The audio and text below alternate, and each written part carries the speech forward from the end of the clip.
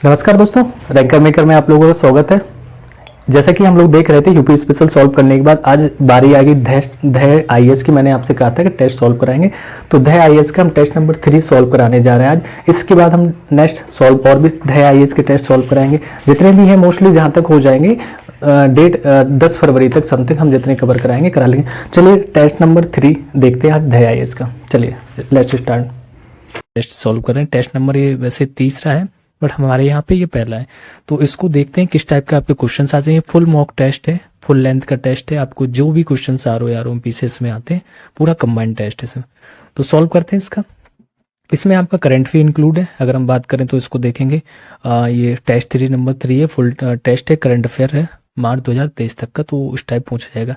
हाँ, ये कोई दह का कोई प्लेटफॉर्म नहीं है, बस ये टेस्ट सीरीज यहाँ पे सॉल्व कराई जा रही है। बकाया आपको ऑफलाइन देना है। दह काफ़ी अच्छी कोचिंग है, प्रयागराज में और आपका दिल्ली में, तो आप वहाँ जाके ऑफलाइन भी ज्वाइन कर सकते हैं। बस ओनली यहाँ पे केवल आपको जीएस का एक मॉक टेस्ट कवर कराया जा रहा है, ऑफलाइन के लिए आप ज्वाइन कर सकते हैं। चलिए नेक्स्ट देखते हैं। इसका थोड़ा पैटर्न देख लेते हैं। आर ओ में क्या रहता है, ये आपका इस टाइप से पैटर्न रहेगा, ठीक है। 1/3 इसकी माइनस मार्किंग रहती है, तो इस चीज़ को भी आपको ध्यान देना है।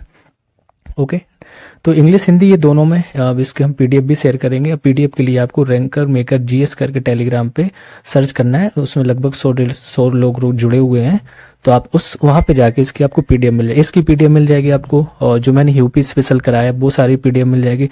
और कुछ दिन में आपकी एक 6-7 घंटे की मैराथन आने वाली है करंट अफेयर की, तो वो पूरा भी मिल जाएगा। करंट अफेयर उसमें आपको इतना अच्छा मिलने वाला है कि अभी वो कंटेंट तैयार हो रहा है।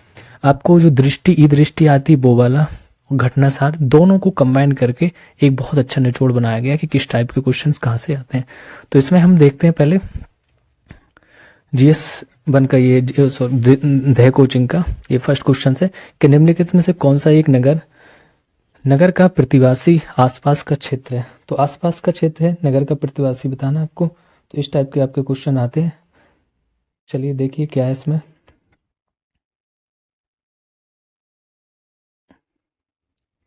तो ऑप्शन आपका यहाँ पे सी हो जाएगा। क्या हो जाएगा, ए और बी दोनों हो जाएंगे, जिसमें लिखा है कि सी वाला, सॉरी, मतलब आपका अमलैंड भी हो जाएगा और हिंटरलैंड भी हो जाए। क्योंकि इसका थोड़ा सा एक्सप्लेनेशन देख के चलते हैं साथ में, क्या कंडीशंस क्या रहती है कि जो नगर के प्रतिवासी जिसका मतलब होता है आसपास, उसमें लिखा है, ठीक है। इसे क्षेत्र को अमलैंड कहा जाता है। क्या कहते हैं, अमलैंड भी कहते हैं और हिंटरलैंड भी कहा जाता है।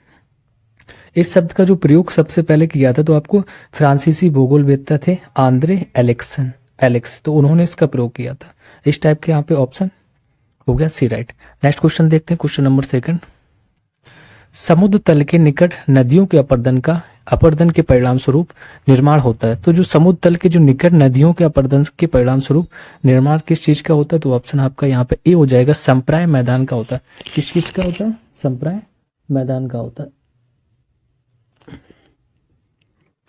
थोड़ा सही से सेट कर ले, हाँ, संप्राय मैदान का होता है। तो ऑप्शन यहाँ पे आपका ए हो जाएगा। किसके, क्वेश्चन नंबर 2 के लिए। अभी क्या होता है संप्राय मैदान, इसको देखते हैं। भारत का जो अरावली क्षेत्र है, जैसे पेरिस का बेसिन क्षेत्र है, मिसिसिपी बेसिन इत्यादि जो नदियों को समझ रहे, क्या क्वेश्चन भी कह रहे समुद्र तल के निकट नदियों का, जहाँ समुद्र तल है उसी के निकट जो नदियां आके वहां गिर रही हैं, मिल रही हैं, उनको हम संप्राय मैदान कहते हैं। तो इस टाइप का एग्जाम्पल कहाँ है, अरावली क्षेत्र हो गया भारत का, पेरिस बेसिन क्षेत्र होगा, मिसिसिपी बेसिन होगा, इस टाइप के ये उदाहरण है। नेक्स्ट क्वेश्चन नंबर 3 देखते हैं। अच्छा, थोड़ा सा और इसमें देख लेते हैं। जो कास्ट मैदान है, कास्ट मैदानों का निर्माण चूने वाले प्रदेशों में होता है। इस टाइप की सारी चीजें आपकी। लोएस का मैदान है, ये पवन के अपरदनांत कार्यों के फलस्वरूप निर्माण होता है। क्वेश्चन नंबर 3 देखते हैं। मैच द फॉलोइंग है आपका। चलिए, मैच द फॉलोइंग प्रमुख घाटियां दी गई हैं और उनकी अवस्थिति कहाँ पे, ये हमें बताना है।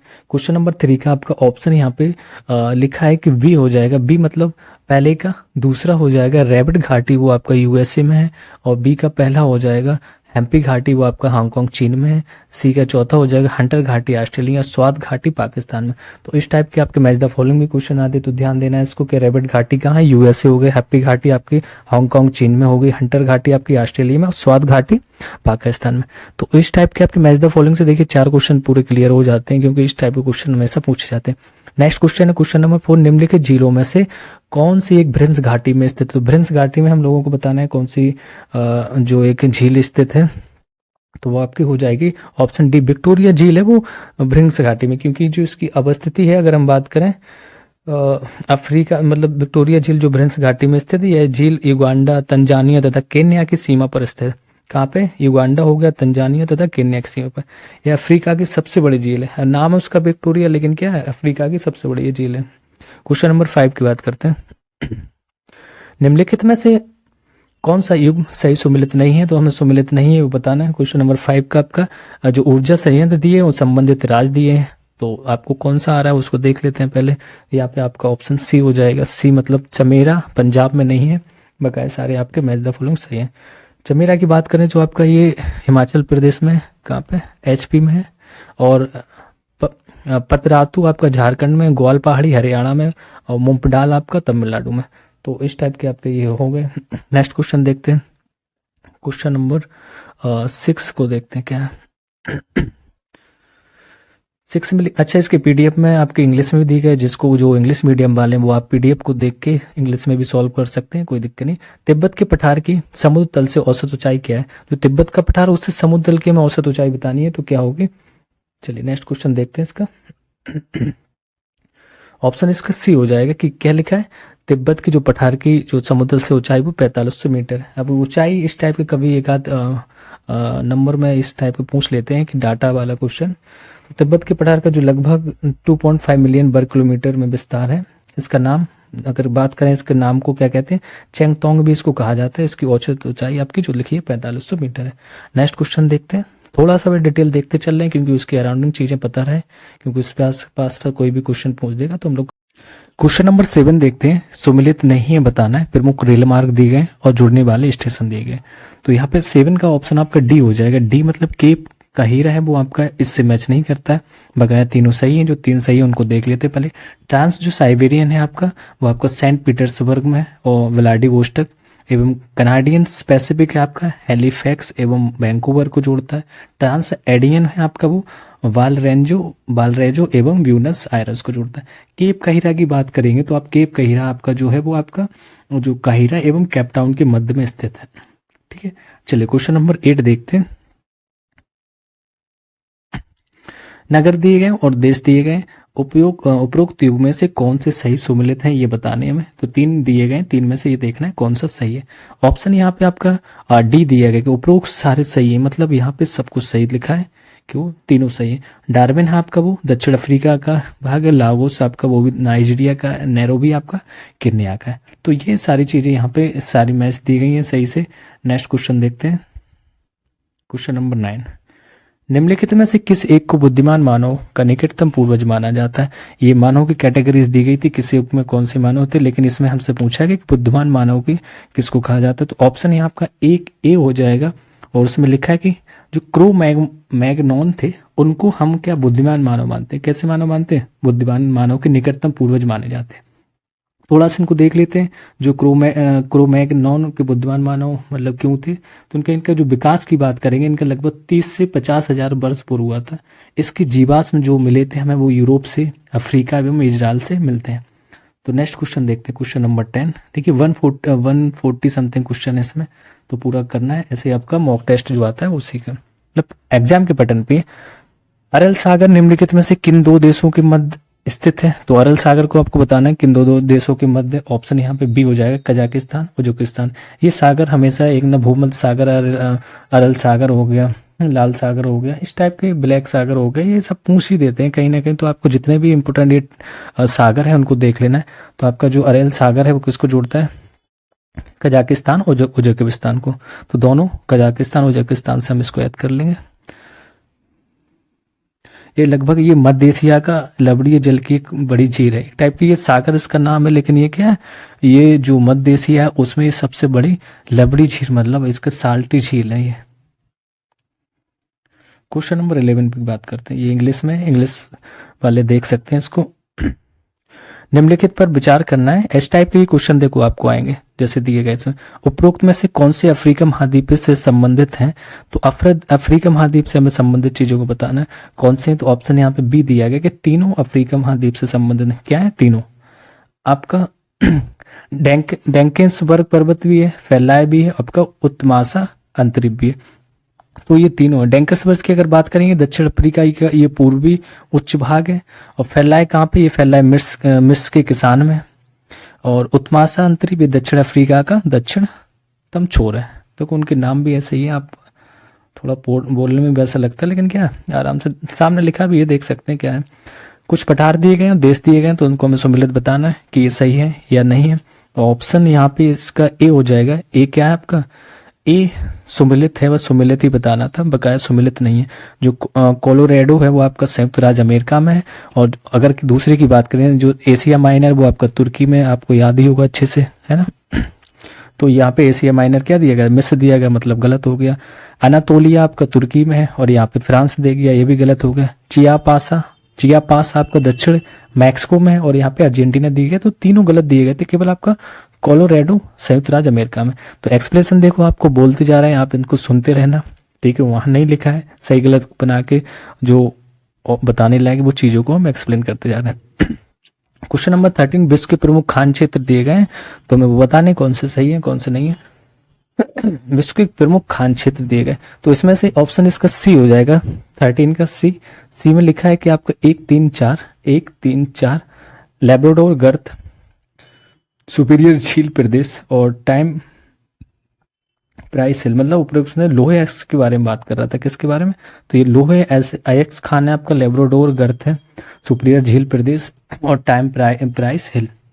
तो ये 13 का आपका ये होगा। ये सब कैसे हैं आपके लोहे ऐसे हैं। जो एक रह गया आपका काराकांडा बेसिन से, वो आपका रूस की कोयला पेटी है। कैसी है? रूस की कोयला पेटी। बकाया से कैसे हमें बताने थे? लोहे ऐसे बताने थे, तो ये तीनों लोहे का ऐसे थे। नेक्स्ट क्वेश्चन की बात करते हैं। क्वेश्चन नंबर 14 देखो, मैच द फॉलोइंग में इस क्वेश्चन आते हैं। 14 में लिखा निम्नलिखित में से कौन से कारक स्थानीय पवनों की उत्पत्ति के लिए उत्तरदायी हैं? तो जो स्थानीय पवनें चलती उनके लिए कौन से कारक उत्तरदायी हो सकते हैं? ऑप्शन डी है उपयुक्त सभी मतलब आपका पर्वतों के ऊपरी भाग पर भी हो सकते हैं, तटीय भूमियां हो सकते हैं और मरुस्थल होते हैं। तो तीनों यहाँ पे सही है आपके। क्या है? तीनों सही हो जाएंगे क्योंकि ये आपके पर्वतों के ऊपरी भाग में होते हैं, तटीय भूमियां भी होती है, मरुस्थल भी होते हैं। थोड़ा सा देख लेते हैं कि जो पर्वतों के उच्च या शिखर भाग होते हैं उनको कैसे कंडीशंस बनती हैं। तो पर्वतों के जो शिखरीय भाग मतलब या निचले भाग में जैसे घाटियों की तुलना में ये शीघ्रता से ठंडे एवं गर्म होते हैं। मतलब उछले भाग सिंपल सा है कि जितनी ऊंचाई पे जाते हैं टेम्परेचर डाउन होने लगता है तो वो ठंडे हो जाते हैं। तटीय भूमियों की बात करेंगे, दूसरा वाला ऑप्शन, तो तटीय भूमि अपना तापमान आसपास की समुद्र जल की तुलना में शीघ्रता से बदलती हैं। तो तटीय भूमि क्या करती है? इनका जो टेम्परेचर बहुत जल्दी से चेंज होता है। एक कॉन्सेप्ट आपने पढ़ा होगा कि वाटर थोड़ा सा टाइम भी लेता है उसमें कूलिंग होने में या हॉट होने में, और ऐसे ही वो कूल होने में भी टाइम लेता है। लेकिन लैंड कैसा करता है? लैंड जो सरफेस एरिया रहता है वो क्या करता है? बहुत जल्दी से हॉट भी हो जाता है और बहुत जल्दी से कोल्ड भी हो जाता है। देन इसी टाइप से जो हमारा जो ग्लोबल वार्मिंग बढ़ रही है, तो किस वजह से बढ़ रही है? क्योंकि समुद्र में जो सन रेज आ रही हैं वो थोड़ी देर में गर्म करती है, फिर उसके बाद वो जब सनलाइट चली जाती है तो वो क्या करते हैं? धीरे धीरे अपनी जो जल वाष्प है उसको छोड़ते रहते हैं और ग्लोबल वार्मिंग बनी रहती है, जिसमें सबसे बड़ा कारण जल वाष्प से माना जाता है। अभी इन्वायरमेंट में आप पढ़ेंगे इसको। तो तटीय भूमि इस टाइप से कंडीशन ये दी गई थी, ये दिन में समुद्र से अधिक गर्म हो सकती है और रात्रि में समुद्र से अधिक ठंडी हो सकती है। जो मरुभूमियों की बात करेंगे तो मरुस्थल निकटवर्ती हुई भूमियों के अपेक्षा शीघ्रता से तापमान परिवर्तन करते हैं। शुष्क ग्रीष्म काल में ये मरुस्थलीय अत्यधिक गर्म हो जाते हैं और इनकी उच्च ऊष्मा निकटवर्ती क्षेत्रों की ओर अधिवेत होने लगती है, जिसे गर्म स्थानीय पवनें कहते हैं। जैसे लू हो गए, आपके थार मरुस्थल हो गए, ब्रिक फील्डर जिसे हम ग्रेट विक्टोरियन डेजर्ट ऑस्ट्रेलिया भी कहते हैं। तो ये क्वेश्चन नंबर आपका 14 था। एक्सप्लेनेशन देखो जरूरी है, आप सोचेंगे ऐसे ही पढ़ते जाएं पर कोई मतलब नहीं, क्योंकि ये एक्सप्लेनेशन इस टाइप के क्वेश्चनों को बहुत जरूरी है। क्वेश्चन नंबर 15 लिखा है नीलगिरी पहाड़ी का विस्तार है। तो नीलगिरी पहाड़ी का विस्तार उपरोक्त सभी राज्यों में, क्योंकि हम देखेंगे सबसे नीचे दक्षिण में है तो तमिलनाडु भी आ जाएगा, और केरल दक्षिण तमिलनाडु केरल मिलते भी, इधर से आपका कर्नाटक आ जाएगा, है ना। तो तीनों चीज मैच कर रहे हैं, तमिलनाडु, केरल और कर्नाटक। तो नीलगिरी पहाड़ियों को तीनों मैच करते हैं, ठीक है। अगर इसकी सबसे ऊंची चोटी की बात करेंगे, नीलगिरी की जो सबसे ऊंची चोटी वो आपकी दोदा बेट्टा है, जिसकी ऊंचाई लगभग आपकी 2637 मीटर है। कितनी है? 2637 मीटर ऊंचाई है। तो कौन सी चोटी है वो? दोदो बेट्टा। क्वेश्चन नंबर 16 की बात करते हैं। 16 में लिखा है कि भारत के पूर्वी तथा पश्चिमी सुदूर बिंदुओं क्षेत्रों के स्थानीय समय में लगभग 2 घंटे का अंतर होता है। इसका कारण क्या है?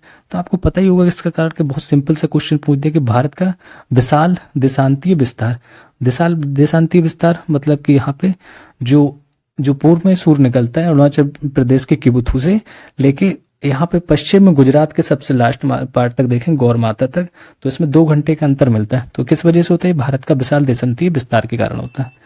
अभी हम इसके देशांतीय विस्तार की बात करें कि पूर्व से पश्चिम है कितना विस्तार, तो 68 डिग्री 7 अंश से लेके पूर्व से 97 डिग्री और 25 अंश पूर्वी देशांतर के का अंतर है।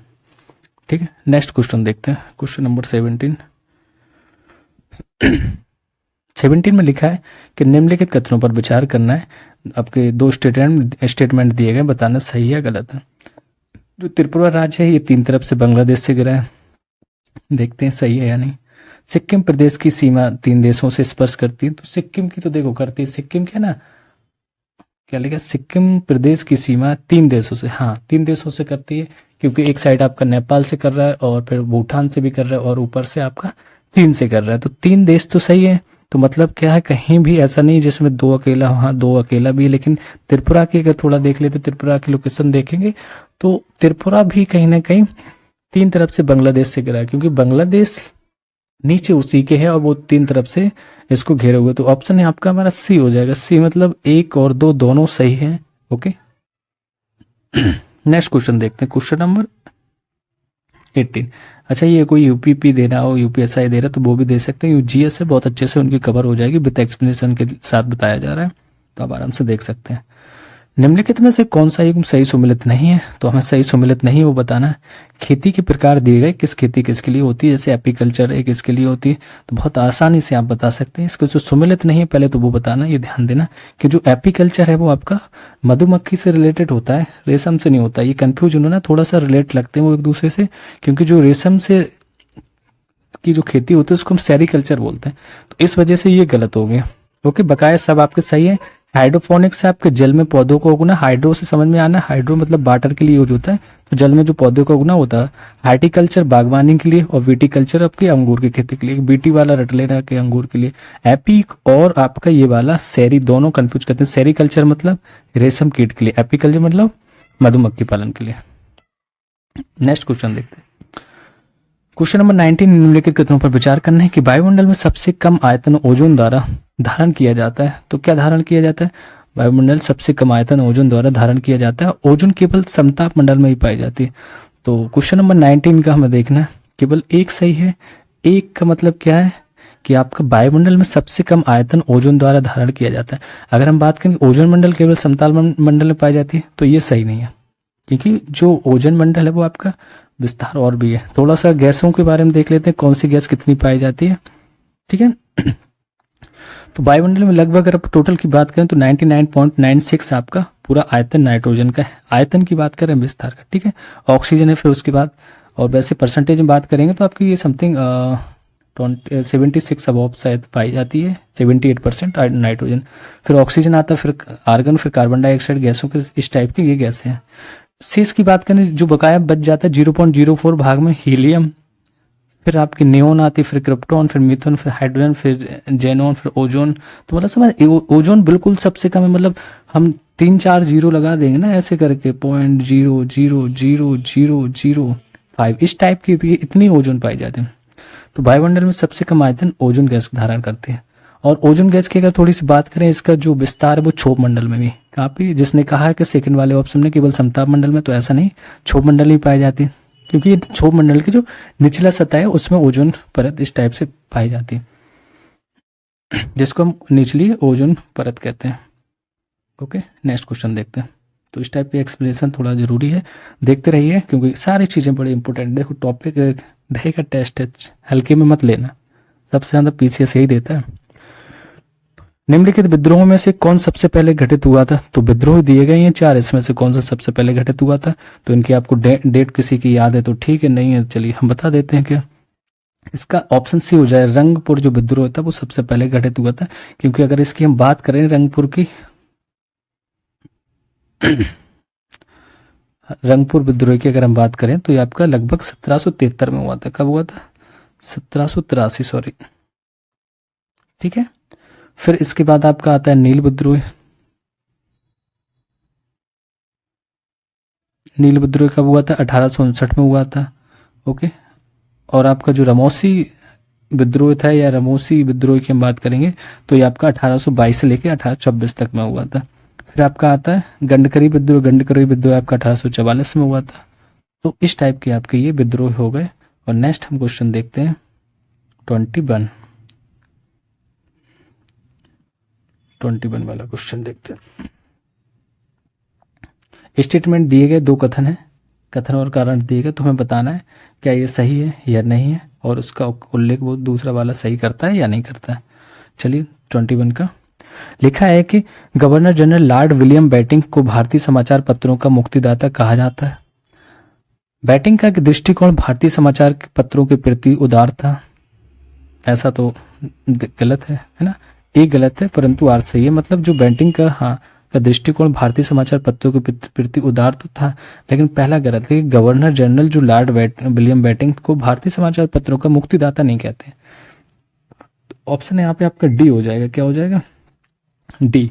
थोड़ा सा देख लेते हैं। चार्ल्स मैटकॉफ को समाचार पत्रों का मुक्तिदाता कैसे हैं? किसको कहते हैं? चार्ल्स मैटकॉफ को।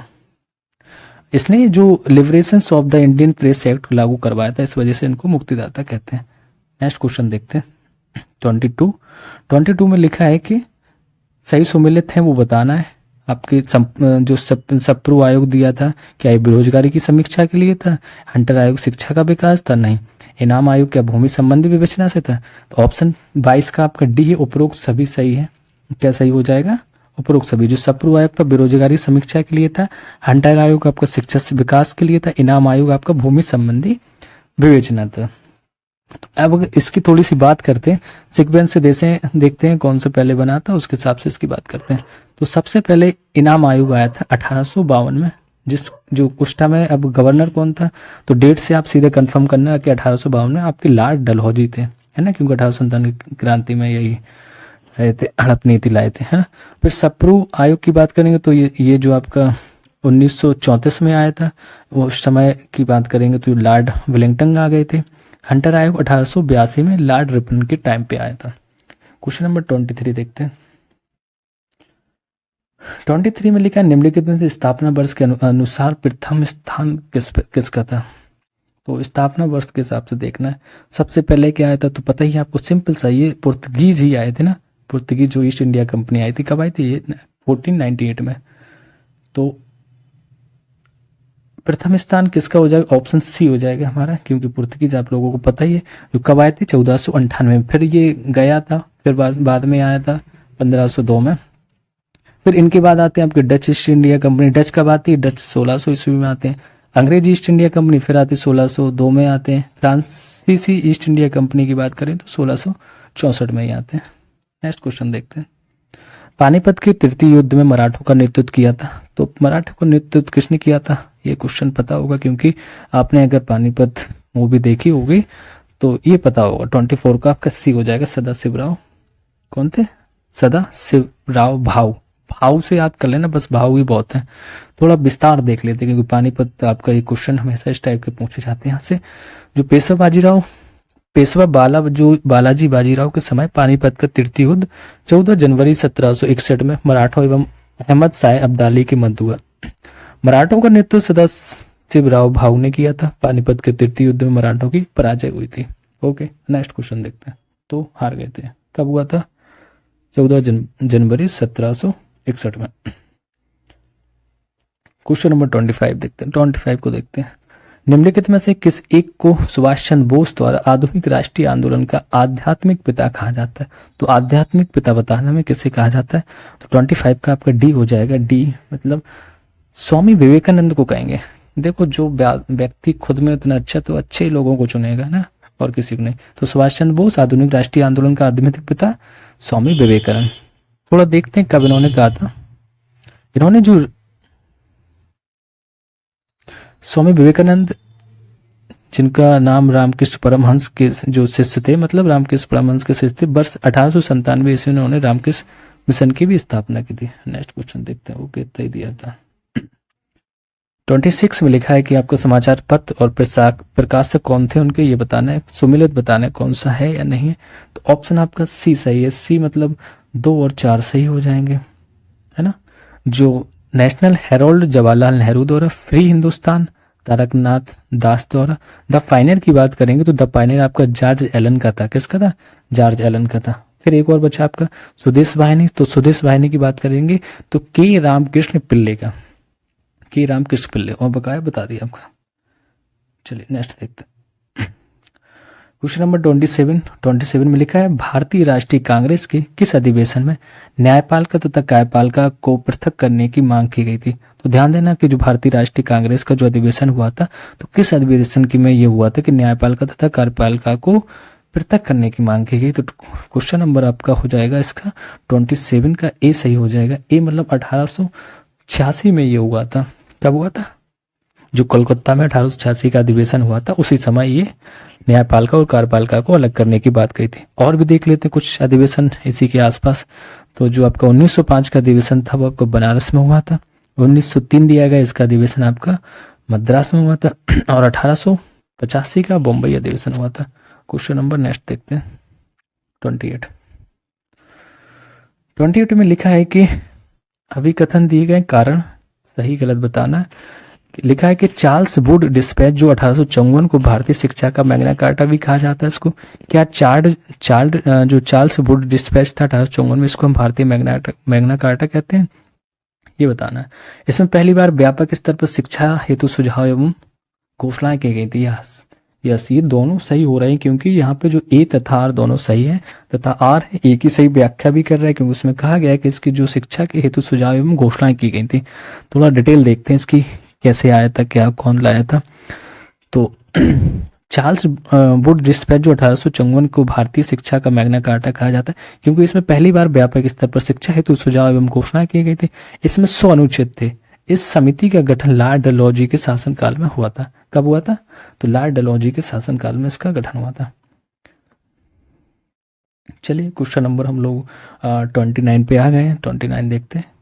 लिखा है कि निम्नलिखित में से कौन सम्मिलित नहीं है बताना है। तो आपके ये आंदोलन दिए गए, सभाएं दी गई हैं, तो सही गलत बताना। 29 का डी हो जाएगा कि डी में लिखा है कि आंध्र जो प्रांतीय किसान सभा था इंदुलाल याज्ञिक के टाइम में हुआ था। नहीं, आंध्र जो प्रांतीय किसान सभा थी वो उस 1928 में ये एनजी रंगा के द्वारा किया गया था। तो बस यही गलत है और बकाया सही है आपके अवध किसान सभा बाबा रामचंद्र के समय, बिहार किसान सभा स्वामी सहजानंद सरस्वती के समय जब गांधी जी जाते हैं, आप जानते हैं, और कृषक जो प्रजा पार्टी थी फजलुल हक के टाइम पे हुआ था। क्वेश्चन नंबर 30 पे आ गए हम लोग। 30 देखते हैं। लॉर्ड लेटिन द्वारा निम्नलिखित में से किस युद्ध में अग्रगामी नीति का अनुसरण किया गया था। तो लॉर्ड लेटिन द्वारा बताना था किस युद्ध में अग्रगामी नीति अपनाई गई थी। तो ये उसका ऑप्शन बी हो जाएगा। बी में लिखा है कि द्वितीय आंग्ल अफगान युद्ध। जो आंग्ल अफगान युद्ध हुआ था यही इसी समय पे जो लॉर्ड लेटिन था उन्होंने अग्रगामी नीति अपनाई थी। कब हुआ था ये भी देखते हैं। 30 का क्वेश्चन नंबर है। तो ये आपका 1878 से लेके 80 के मध्य में हुआ था। ठीक है, जो गंडमक की संधि इसके द्वारा हुई थी और ये युद्ध को अंत कर दिया गया था। क्वेश्चन नंबर 31 में लिखा है कि लॉर्ड कर्जन द्वारा वर्ष 1902 में पुलिस आयोग की नियुक्ति की गई थी। इसके अध्यक्ष कौन थे? तो पुलिस आयोग के अध्यक्ष के बारे में बताना मैं। पुलिस आयोग के अध्यक्ष आपके एंड्रयू फ्रेजर थे। कौन थे? एंड्रयू फ्रेजर थे। क्योंकि थोड़ा देखते हैं लॉर्ड कर्जन के बारे में। लॉर्ड कर्जन द्वारा वर्ष 1902 में पुलिस आयोग की नियुक्ति की गई। एंड्रयू जो फ्रेजर थे इसके अध्यक्ष बनाए गए। इस आयोग द्वारा पुलिस बल संख्या बढ़ाने, पुलिस अधिकारियों की सीधी नियुक्ति, पर्याप्त वेतन आदि की सिफारिश की गई थी। क्वेश्चन नंबर 32 लिखा है निम्नलिखित में से कौन सा अंग्रेज यात्री कैप्टन हॉकिंस के साथ भारत आया था जिसमें अनारकली की दंत कथा का उल्लेख किया गया। अरे भैया, अनारकली कली की दंत कथा बतानी है, तो ये 32 का ए हो जाएगा विलियम फिंच। तो विलियम फिंच के समय आपका कैप्टन हॉकिंग भारत आया था। ठीक है, जो एक अंग्रेज यात्री था विलियम फिंच, उसी के समय कैप्टन हॉकिंस के साथ ये भारत आ गया था। इसने अनारकली की दंत कथा का उल्लेख किया था। क्वेश्चन नंबर 33 देखते हैं। महाकवि भारवी जिन्होंने क्रातुर्जेनियम नामक महाकाव्य लिखा था, कौन सा महाकाव्य? क्रातुर्जेनियम। निम्नलिखित में से किस एक शासक की राजभाषा में निवास करते हैं? तो कौन से शासक की राजभाषा में निवास कर रहे थे? ऑप्शन यहाँ पे बी हो जाएगा, सिंह विष्णु के शासनकाल में इसने निवास किया था। किसके काल में? सिंह विष्णु। तो पल्लव वंश के जो शासक थे सिंह विष्णु, उसी समय तो महाकवि जो भारवी थे जिन्होंने क्रातुर्जेनियम नामक काव्य लिखा था, वो उस राजसभा में रहते थे। 33 के बाद 34 क्वेश्चन नंबर पे हम लोग पहुंच गए। 34 को देखते हैं कि लिखा है कि सुमिलित नहीं है बताना कि अशोक के कुछ प्रमुख शिलालेख दिए गए और उसके विषय लिखे गए कि उस शिलालेख पे किस चीज का वर्णन था। 34 लिखा है कि पहला शिलालेख पशु बलि की निंदा करता है, तो सही है, क्योंकि वहां पे जो आपका कलिंग युद्ध हुआ था उसके बाद इन्होंने सारी चीजों को छोड़ दिया था, तो पशु बलि की भी निंदा की पहले शिलालेख में, सही है आपका। 14 शिलालेख है आपको वेरी घोष की जगह धम्म घोष को अपनाया। वेरी घोष मतलब वही युद्ध को छोड़कर उन्होंने धम्म घोष मतलब धर्म की नीति को अपना लिया था, ये भी सही है। 5वां जो शिलालेख है तो वो आपका लिखा है कि धम्म की व्याख्या करता है। नहीं, 5वां शिलालेख धम्म की व्याख्या नहीं करता, क्योंकि ये धम्म महापात्रों की नियुक्ति के विषय में जानकारी देता है। क्या देता है कि जो धम्म में जो पात्रों हैं उनको नियुक्ति कैसे करनी है। 13वां शिलालेख की बात करेंगे तो 13वां आपका शिलालेख लिखा है कलिंग युद्ध से। तो 13वां शिलालेख बहुत इंपोर्टेंट हो जाता है, क्योंकि यहाँ पे क्या है आपका, ये कलिंग युद्ध से रिलेटेड है, और यहाँ पे आपका ऑप्शन सी हो जाएगा सही, क्योंकि यहाँ सुमिलित नहीं पूछा था। तो 5वां शिलालेख में धम्म की व्याख्या नहीं है, धम्म में महापात्रों की नियुक्ति के विषय में जानकारी मिलती है। क्वेश्चन नंबर 35 को देखते हैं। 35 में लिखा है कि शैव धर्म का सबसे प्राचीन संप्रदाय पाशुपत यह संप्रदाय है। पाशुपत संप्रदाय की स्थापना लकुलिस ने की थी। ऑप्शन इस यहाँ पे सी हो जाएगा। इस राइट है कि दोनों स्टेटमेंट आपके सही है। क्या है कि शैव धर्म का सबसे प्राचीन संप्रदाय पाशुपत संप्रदाय, सही है। पाशुपत संप्रदाय की स्थापना लकुलिस ने की थी। ओके, पाशुपत सूत्र इस मत का प्रमुख सिद्धांतक भी, क्योंकि जो इसमें मोस्टली पंच तीर्थ की बात की गई है, इसी को पंच तीर्थ कहा जाता है, ऐसे बोल सकते हैं। ऋग्वेद के किस मंडल में गायत्री मंत्र का उल्लेख बताइए। ये तो आराम से आप बता लेंगे। गायत्री मंत्र हमेशा कर्मण्य बाद वो ओम भूर्भुवस्सुः। चलिए गायत्री मंत्र बताना। तो गायत्री मंत्र आपका ऑप्शन क्या हो जाएगा, यहाँ पे बी हो जाएगा, तृतीय मंडल में। तो ऋग्वेद के तृतीय मंडल में आपका ये उल्लेख किया गया। कुल जिसमें ऋग्वेद में अगर बात करें कितने मंडल, तो 10 मंडल हैं। इसके जो रचयिता थे वे आपके विश्वामित्र थे। कौन थे? विश्वामित्र। 37 क्वेश्चन नंबर देखते। निम्नलिखित में से कौन नवपाषाण काल से संबंधित है, तो मैं ये बताना है।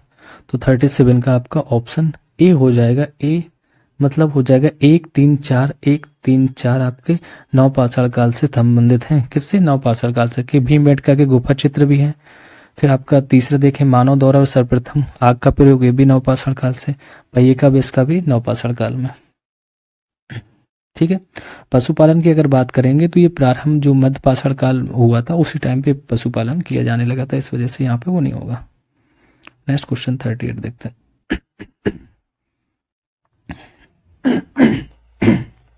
38 में लिखा है कि हिंद महासागर में होने वाले व्यापार को नियंत्रित करने हेतु जो कार्टेज आर्मेडा व्यवस्था निम्नलिखित में से किसके द्वारा लागू की गई थी।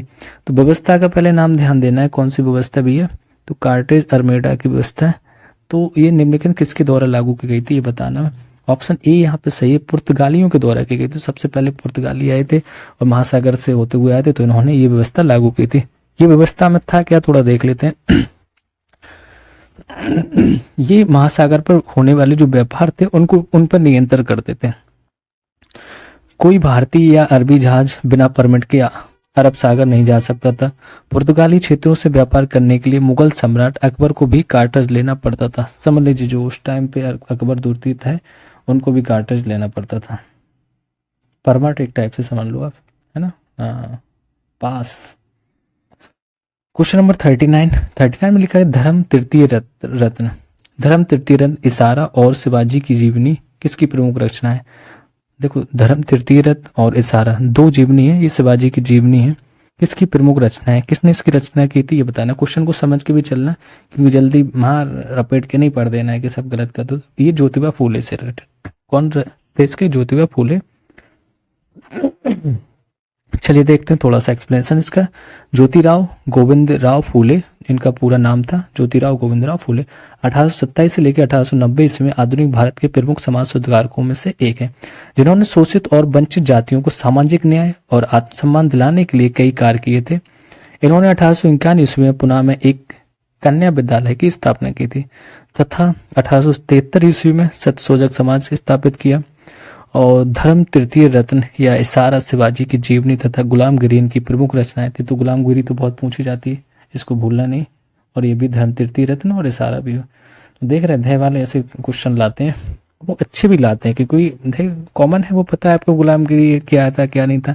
और भी चीजों को देखो ना, जानो क्या है हिस्ट्री में। महाराष्ट्र में भक्ति आंदोलन को लोकप्रिय बनाने वाले नामदेव संबंधित है। तो नामदेव को बताना है किससे संबंधित है, आपकी वारकरी संप्रदाय से संबंधित है। कौन से? वारकरी संप्रदाय से। कौन थे ये? नामदेव। ठीक है, ये एक भक्ति आंदोलन से रिलेटेड थे। इनके गुरु की बात करें तो ज्ञानेश्वर, क्योंकि हमेशा कोई भी आए उनके गुरु जरूर देखना, क्योंकि फेमस आदमी कैसे बने, गुरु का हाथ होगा। गुरु ज्ञानेश्वर या ज्ञानदेव जिन्हें हम कह सकते हैं। इनके कुछ पद गुरु ग्रंथ साहिब में भी संकलित करते हैं। ठीक है भैया, आगे देखते हैं। क्वेश्चन नंबर 41 में लिखा है कि नीचे दिए गए कूट की सहायता से सही उत्तर का चयन करना है, कौन से सही है या नहीं है। मतलब बाबर द्वारा लड़े गए युद्धों का सही कालक्रम बताना। तो आपको एक कहानी याद होगी, 25 में पानी पिया, पानी फिर खाना 26 में खाना खाया, है ना। तो इस टाइप से हम इसको ध्यान करेंगे। तो पानीपत, फिर खानवा, फिर चल दिए हैं, फिर घर गए, इस टाइप से वो जो बोलते हैं।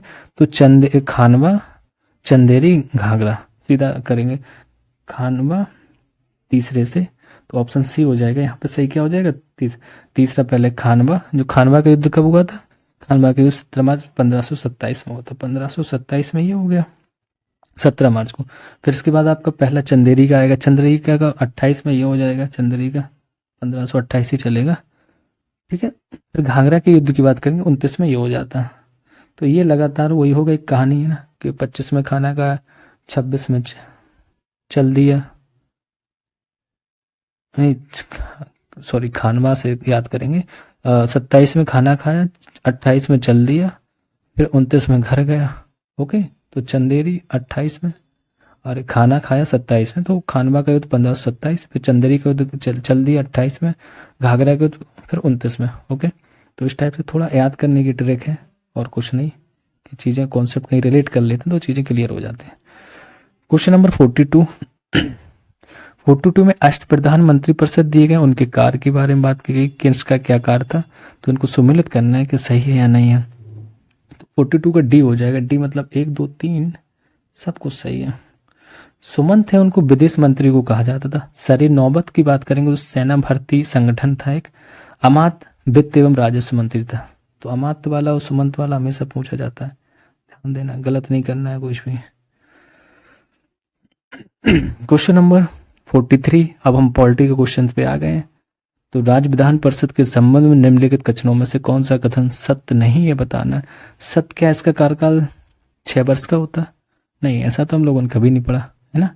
तो यही सत्य नहीं होगा बकाया, क्योंकि पहले ही जीसा दिख गया। और आगे बात करते यही एक स्थायी सदन है। हाँ, राज्य की जो विधान परिषद है वो स्थायी सदन, विधान सभा नहीं है स्थायी। जैसे केंद्र में क्या था, लोकसभा अस्थायी और राज्यसभा स्थायी, इस टाइप से यहाँ विधान परिषद भी स्थायी। यह एक स्थायी सदन सही है। विधान परिषद के कुल सदस्यों में से 1/6 सदस्यों को राज्यपाल द्वारा मनोनीत किया जाता है, बिल्कुल सही है। विधान परिषद सदस्य बनने हेतु न्यूनतम आयु आपकी कितनी होनी चाहिए? 30 वर्ष होने चाहिए। तो विधान परिषद की ध्यान रखना। देखते हैं, थोड़ा सा देखते हैं किस आर्टिकल में इसका उल्लेख है। आर्टिकल 169 के अनुसार अगर बात करें कि जो राज्य विधान परिषद इसका गठन है एवं विघटन कर सकती है, राज्य विधान परिषद का गठन एवं विघटन कर सकती है। विधान परिषद एक स्थायी सदन है, यह कभी विभंग नहीं होता है। इसके सदस्यों का कार्यकाल 6 वर्षों का होता है।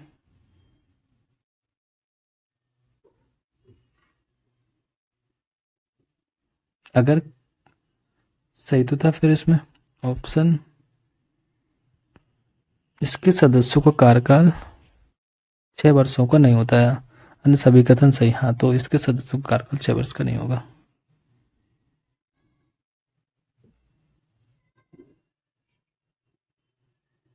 नेक्स्ट क्वेश्चन देखते हैं। कार्यकाल 6 वर्ष का हो जाए क्या? इसको थोड़ा डाउट में रखते हैं, क्लियर करा देंगे। थिंक वैसे तो 5 ही का 6।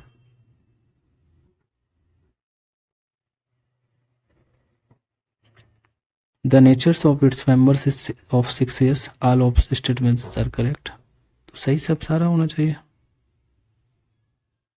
6 तो इसमें भी लिखा है ना, इसका कार्यकाल 6 वर्षों का होता है। सही है, इसमें ये सारे ही सही हो रहे हैं। ठीक है, कोई गलत नहीं। निम्नलिखित में से कौन सा एक उत्तर प्रदेश का ताप विद्युत संयंत्र नहीं है? तो कौन सा एक ताप विद्युत संयंत्र नहीं उत्तर प्रदेश में? जो ताप विद्युत संयंत्र की बात करेंगे वो आपका एक ही है, जो वो आपका नरौरा। ठीक है, तो वो भी ताप विद्युत नहीं है। बात करते हैं उत्तर प्रदेश का जो स्थापित ओबरा, सिंगरौली एवं टांडा ताप विद्युत संयंत्र है, जबकि नरौरा क्या आपका बुलंदशहर में एक परमाणु संयंत्र है, इस वजह से ये आपका नहीं होगा। ओके, नेक्स्ट क्वेश्चन 45 देखते हैं। मूल अधिकार बाद युग होते हैं, इससे तात्पर्य क्या होता है? तो मूल अधिकार फंडामेंटल राइट, अधिकार है ना, तो बाद युग है, इससे तात्पर्य क्या होता है कि ये आपका सी हो जाएगा। इसको लागू करने के लिए करवाने हेतु उच्च न्यायालय की शरण ली जा सकती है। हम देखते हैं कौन से न्यायालय में कहाँ तक हमारे मूल अधिकारों का वर्णन है। तो संविधान के जो 12 से लेकर 35 जो आर्टिकल है उसमें मूल अधिकारों का वर्णन किया गया। इसके लिए हम सुप्रीम कोर्ट, हाई कोर्ट दोनों जगह जा सकते हैं। 46, चोल काल में ग्रामीण प्रतिनिधि सभाओं के चुनाव में उम्मीदवारों के लिए अनिवार्य योग्यता नहीं थी। सॉरी, पूछा है कि चोल काल में ग्रामीण प्रतिनिधि सभाओं के चुनाव में उम्मीदवारों के लिए अनिवार्य योग्यता क्या नहीं थी, ये बताना है।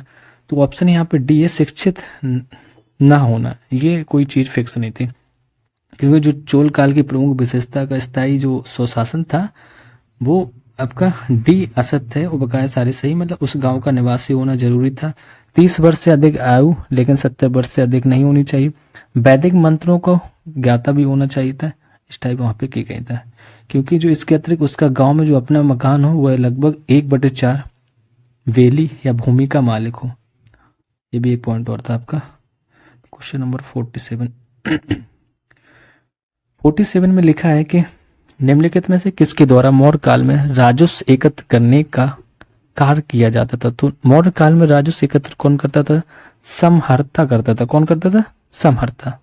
ये राजस्व का विभाग प्रमुख था। मतलब बोले तो ये अंतपाल थे, वो आपका सीमा रक्षक थे। प्रादेशिक प्रांतीय गवर्नर को कहा जाता था। चलिए क्वेश्चन नंबर 48 देखते हैं।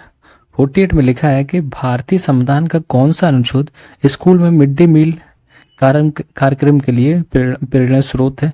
तो ये तो भैया करंट का क्वेश्चन बन जाएगा। करंट का मतलब इस टाइप की कि जो लास्ट में बाद में याद ऐड हुआ था, मूल संविधान का नहीं है। तो अनुच्छेद 47 और इम्पोर्टेंट भी है ये।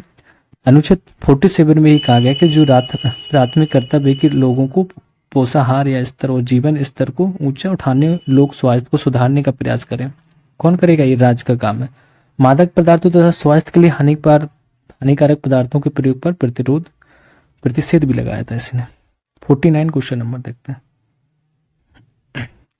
निम्नलिखित में से कौन सा भाग तथा अनुच्छेद केंद्र राज्य विधायी संबंधों के बारे में चर्चा करता है? केंद्र राज्य विधायी संबंधों के बारे में बताना कौन सा भाग होगा? भाग आपका हो जाएगा 11, जो अनुच्छेद 245 से लेके अनुच्छेद 245 से लेकर 255 तक इसमें इस चीज का वर्णन किया गया, जो केंद्र राज्य संबंधों के बारे में बताता है। क्वेश्चन नंबर 50, तो 50 पे हम लोग पहुंच गए।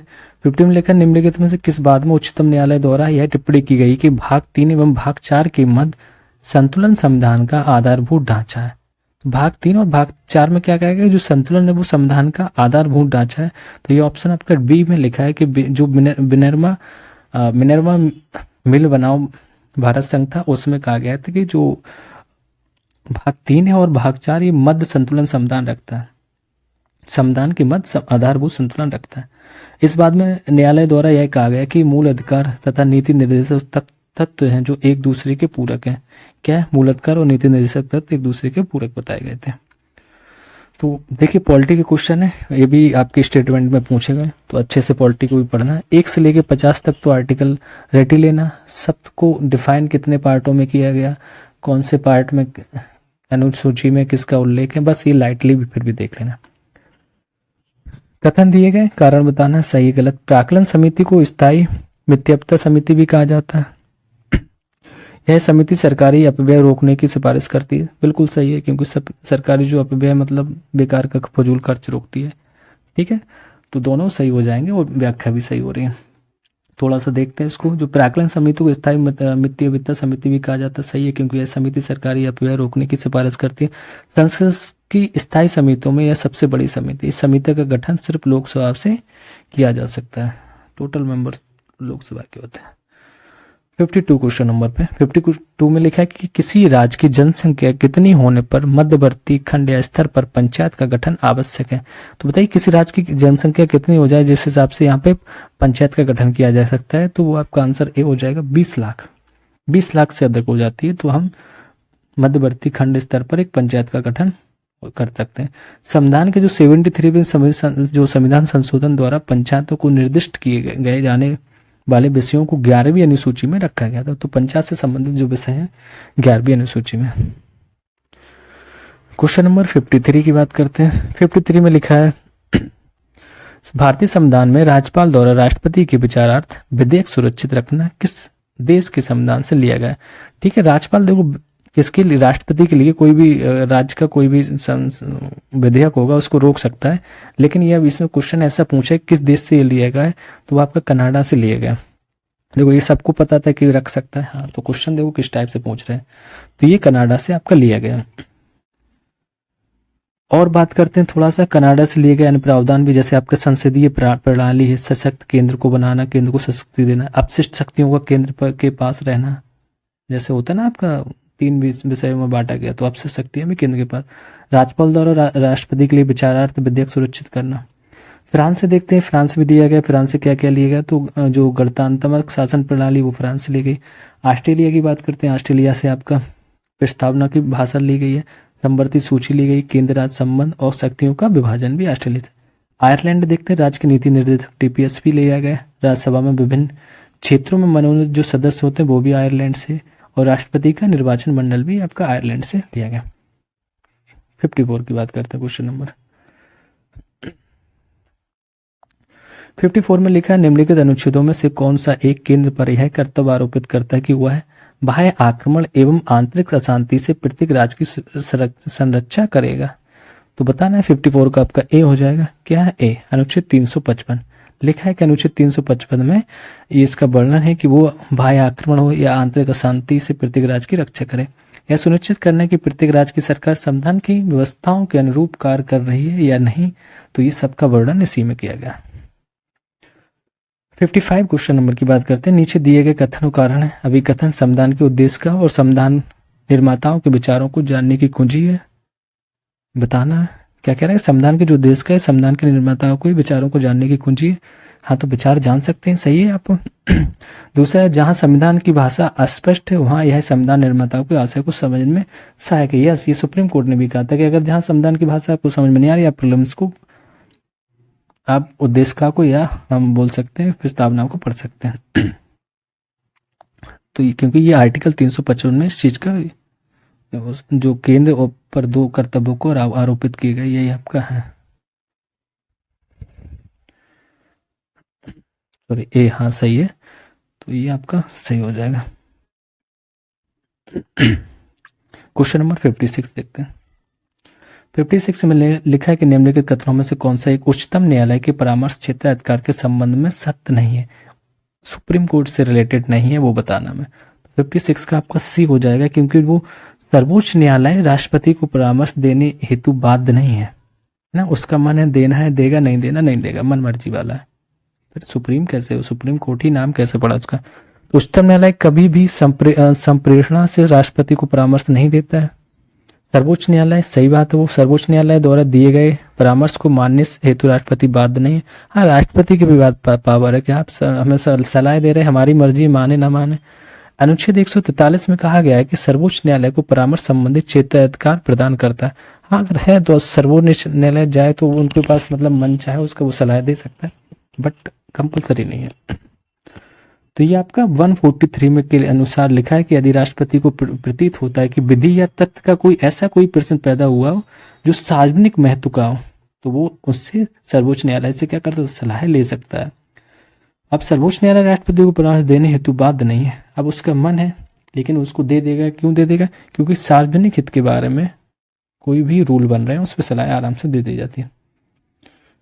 तो हम लोग क्वेश्चन नंबर 57 पे पहुंच गए। 57 को देखते हैं क्या लिखा है। निम्नलिखित अनुच्छेदों में से किसके तहत राज्यसभा को यह अधिकार प्रदान किया गया है कि वह राष्ट्रीय हित में अखिल भारतीय सेवाओं के सृजन हेतु उपबंध कर सकती है? तो क्या लिखा है, ये ध्यान देना, राज्यसभा के पास ये पावर है कि वो अखिल राष्ट्रीय जो भारतीय सेवाएं उनके सृजन हेतु उपबंध कर सकती है। आर्टिकल ये आपका 3 हो जाएगा। 3 में लिखा है आर्टिकल 312 312, क्योंकि वैसे भी हम भारतीय सेवाओं की बात करेंगे 312 से लेकर 325 तक का वर्णन किया गया, तो 312 में अनुच्छेद 312 के तहत राज्यसभा को यह अधिकार प्रदान किया गया है कि राष्ट्रपति से हित में अखिल भारतीय सेवाओं के सृजन हेतु उपबंध कर सकते। अनुच्छेद 312 के अनुसार यदि राज्यसभा उपस्थित एवं मत देने वाले सदस्यों के 2/3 बहुमत से संकल्प द्वारा यह घोषित कर देती है कि राष्ट्र हित में सेवा का सृजन आवश्यक है, तो संसद विधि द्वारा एक या अधिक अखिल भारतीय सेवाओं के सृजन हेतु उपबंध कर सकती है। समझ में आया? तो 1/3 बहुमत के द्वारा।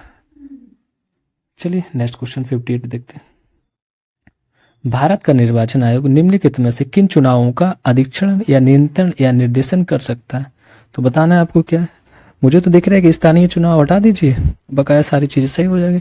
58 का आपका बी हो जाएगा, 1 2 3 है ना, स्थानीय चुनाव नीचे वाला हटा के, क्योंकि राष्ट्रपति का चुनाव वही कराता, उपराष्ट्रपति का वही, राज्य विधानमंडल के चुनाव का वही, स्थानीय चुनाव नहीं कराता। ठीक है, तो ये आपका हो जाएगा। लोकसभा में राज्यसभा के भी चुनाव मतलब संसद के भी चुनाव वही कराता है ना, राज्य विधानमंडल, विधान परिषद हो या विधानसभा हो, इनका भी चुनाव जो आम तथा मध्यवधि जो चुनाव होता का अधीक्षण यही करते, नियंत्रण निर्देश सब कुछ यही करता है। स्थानीय निकाय को नहीं करते, क्योंकि स्थानीय निकाय जो पंचायत और नगर पालिका का जो चुनाव होता है वो आपका राज्य चुनाव आयोग कराता है। कौन कराता है? राज्य निर्वाचन आयोग के द्वारा उसको कराया जाता है। ऑप्शन नंबर 59, क्वेश्चन नंबर 59 में लिखा है कि संविधान के किस अनुच्छेद के अंतर्गत अपशिष्ट विधायी शक्तियां केंद्र को प्रदान की गई? तो अपशिष्ट विधायी शक्तियां अभी आया था ऊपर के, कहां से ले गई? वो कनाडा से ले गई थी। और ये केंद्र को किस आर्टिकल के थ्रू प्रोवाइड होती हैं? तो आर्टिकल 248 के तहत अपशिष्ट शक्तियां केंद्र को मिलती हैं। अब वो 3 तरह की शक्तियां जैसे अपशिष्ट शक्ति विषय होते हैं जो 3 सूचियों में किसी भी सूची में शामिल है। जैसे आर्टिकल 250 लिखा है कि आपात के समय राज्य सूची पर कानून बनाने की केंद्र की शक्ति है। क्या है? आपात के समय जो राज्य सूची पर केंद्र कानून बना सकती है। अनुच्छेद 249 राज्य सूची में विषय के संबंध में राष्ट्रीय हित में नियम कानून बनाने की संसद की शक्ति। तो राज्य सूची में जो विषय है उस पे राष्ट्रीय हित की बात हो तो संसद कानून बना सकती है। नेक्स्ट क्वेश्चन देखते हैं। 60 में लिखा है कि भारतीय संविधान के अंतर्गत निम्नलिखित में से कौन से मूल कर्तव्यों में सम्मिलित हैं? तो कौन से मूल कर्तव्यों में सम्मिलित हैं? आपके मूल कर्तव्यों में सम्मिलित हैं 2 और 3। 2 और 3 का मतलब है आपका भारत की संप्रभुता, एकता एवं अखंडता की रक्षा करना, चुनाव में मतदान करना, ये सब। तो भारतीय संविधान के मूल कर्तव्यों का रूस के संविधान से ग्रहण किया गया है। 42वें संविधान संशोधन अधिनियम 1976 से इन्हें संविधान में एक भाग 4 का में सम्मिलित किया गया। अनुच्छेद 51A में 11 मूल कर्तव्यों की सूची दी गई जो चुनाव में मतदान करना मूल कर्तव्यों के अंतर्गत सम्मिलित नहीं है, क्योंकि ये सार्वजनिक संपत्ति की सुरक्षा एवं हिंसा से दूर रहना मूल कर्तव्य में सम्मिलित, तो चुनाव वाला नहीं है आपका। 60 का आपका ऑप्शन ए है। सॉरी ये गलत बता दिया मैंने। 60 का आपका ऑप्शन ए हो जाएगा। ए मतलब 1 और 2 सही है। राष्ट्रगान का आधार करना, भारत की संप्रभुता, एकता, अखंडता की रक्षा करना। ओके सॉरी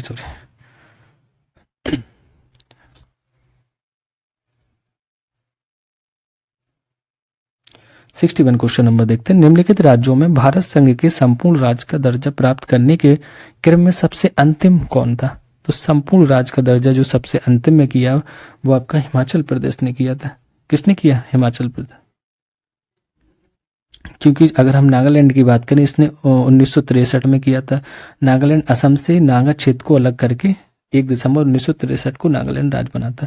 हिमाचल प्रदेश 1971 में बना था। 1971 में कब? ये 25 जनवरी 1971 को पूर्ण राज्य बना। सिक्किम की बात करें तो सिक्किम आपका 1975 में 16 मई 1975 में पूर्ण राज्य का दर्जा मिला। हिमाचल प्रदेश की बात करें तो ये 1987 में, सॉरी अरुणाचल प्रदेश, हाँ ये लास्ट में जो 1987 में बना, 20 फरवरी 1981 को इसे पूर्ण राज्य का दर्जा दिया गया था और फिर पूरा से ये 1987 में आ गया। क्वेश्चन नंबर 62 लिखा है नीचे दिए गए कथन जिनमें से एक को अधिकथन और दूसरे को कारण कहा गया। अभिकथन ए, उत्तल दर्पण का प्रयोग, साइंस के क्वेश्चन आ गए हैं, पॉलिटी हम लोग खत्म कर लिए। उत्तल दर्पण का प्रयोग साइड मिरर के रूप में वाहनों में होता है। उत्तल मतलब अगर आप अपने हाथ को सीधे हथेली की तरफ रख लेंगे तो वो आपका उत्तल दर्पण होगा, ऐसे याद करने के लिए तरीका रहता है। और लिखा है कि उत्तल दर्पण का दृश्य क्षेत्र अधिक होता है। नीचे दिए कोड का सही बताना है। तो दोनों सही हो रहे हैं यहाँ पे, ए तथा दो सही है और आर ए की सही व्याख्या करता है क्योंकि ये विस्तार भी करता देखता है। तो उत्तल दर्पण की अगर बात करें साइड मिरर के रूप में वाहनों में होता है क्योंकि उत्तल दर्पण का दृश्य क्षेत्र अधिक होता है, इस वजह से हम साइड मिरर में यूज करते हैं। वो पिक्चर छोटी बनाता है, मतलब पूरी एक बड़ा सा ट्रक आ रहा है और साइड मिरर में उसने देखा है, छोटी सी पिक्चर बना के दिखा दिया, क्योंकि दिखाना भी है ना। तो साइड मिरर में ये क्या करता है, दृश्य क्षेत्र अधिक होता है इसका। उत्तल दर्पण से प्रत्येक दशा में किसी वस्तु का प्रतिबिंब आभासी और छोटा बनता है। कैसा बनता है? छोटा और आभासी। सोडियम परावर्तक लैंप के रूप में भी उत्तल दर्पण का प्रयोग किया जाता है। Okay, next question. Question number 63 आपका कि लिखा है सुमिलित है बताना है। तो कौन से सुमिलित है? जो क्रोमेटोलॉजी है वो किससे रिलेटेड है? और आपका ये विभिन्न रंगों का अध्ययन करने के लिए, या सही क्रोमेटोलॉजी आपके विभिन्न रंगों के संबंधित है। अच्छा सॉरी, सुमेलित सही है बताना। ओके ओके, गलत है। तो 63 का आपका डी उपरोक्त में से सही, सभी सही सुमेलित, हाँ तो वही सही। ओके ओके, सभी सही है क्योंकि जो क्रोमेटोलॉजी विभिन्न रंगों का अध्ययन के लिए, जो इक्थियोलॉजी है आपका मछलियों का अध्ययन के लिए, हॉरोलॉजी आपका समय का अध्ययन करने के लिए। नेक्स्ट क्वेश्चन 64 की बात करते हैं।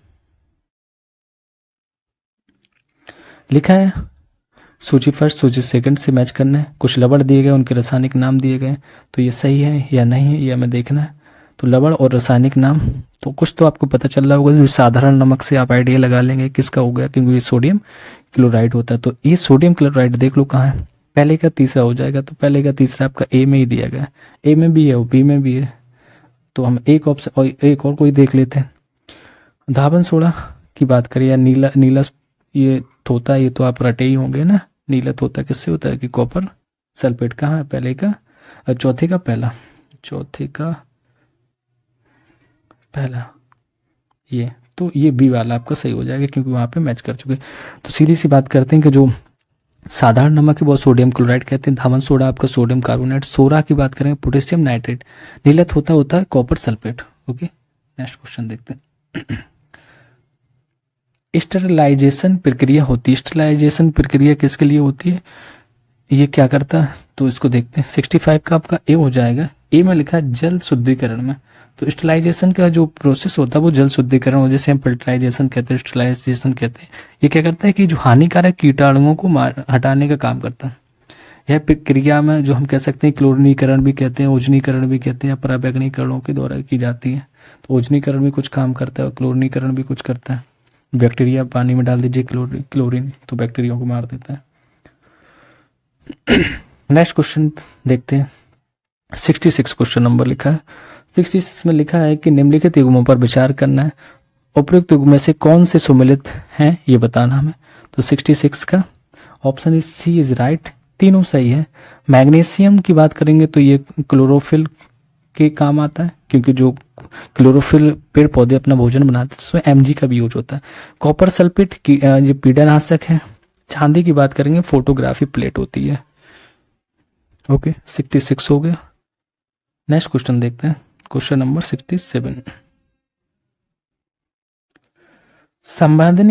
संवैधानिक आपात की घोषणा की जा सकती है? क्या है कि किस एक आधार पर राष्ट्रपति द्वारा संवैधानिक आपात की घोषणा की जा सकती है? तो संवैधानिक आपात की घोषणा की जाती है, आपकी ऑप्शन सी इज राइट हो जाएगा यहाँ पे। केंद्र द्वारा किए किए गए निर्देशों का पालन करने या उससे प्रभावी बनाने में असफलता के कारण, मतलब केंद्र सरकार ने कोई रूल बना दिए और वो राज्य सरकार लागू नहीं कर पा रही या कुछ भी नहीं कर पा रही, तो संवैधानिक आपात कहेंगे, क्योंकि वहां पे केंद्र की चीजों को फॉलो नहीं किया जाता। क्योंकि आर्टिकल जो 356 में लिखा है, इसके अनुसार क्या होता है कि राज्य का शासन संवैधानिक आधार पर चलाया जा रहा हो, तब राष्ट्रपति संवैधानिक आपात की घोषणा करते हैं।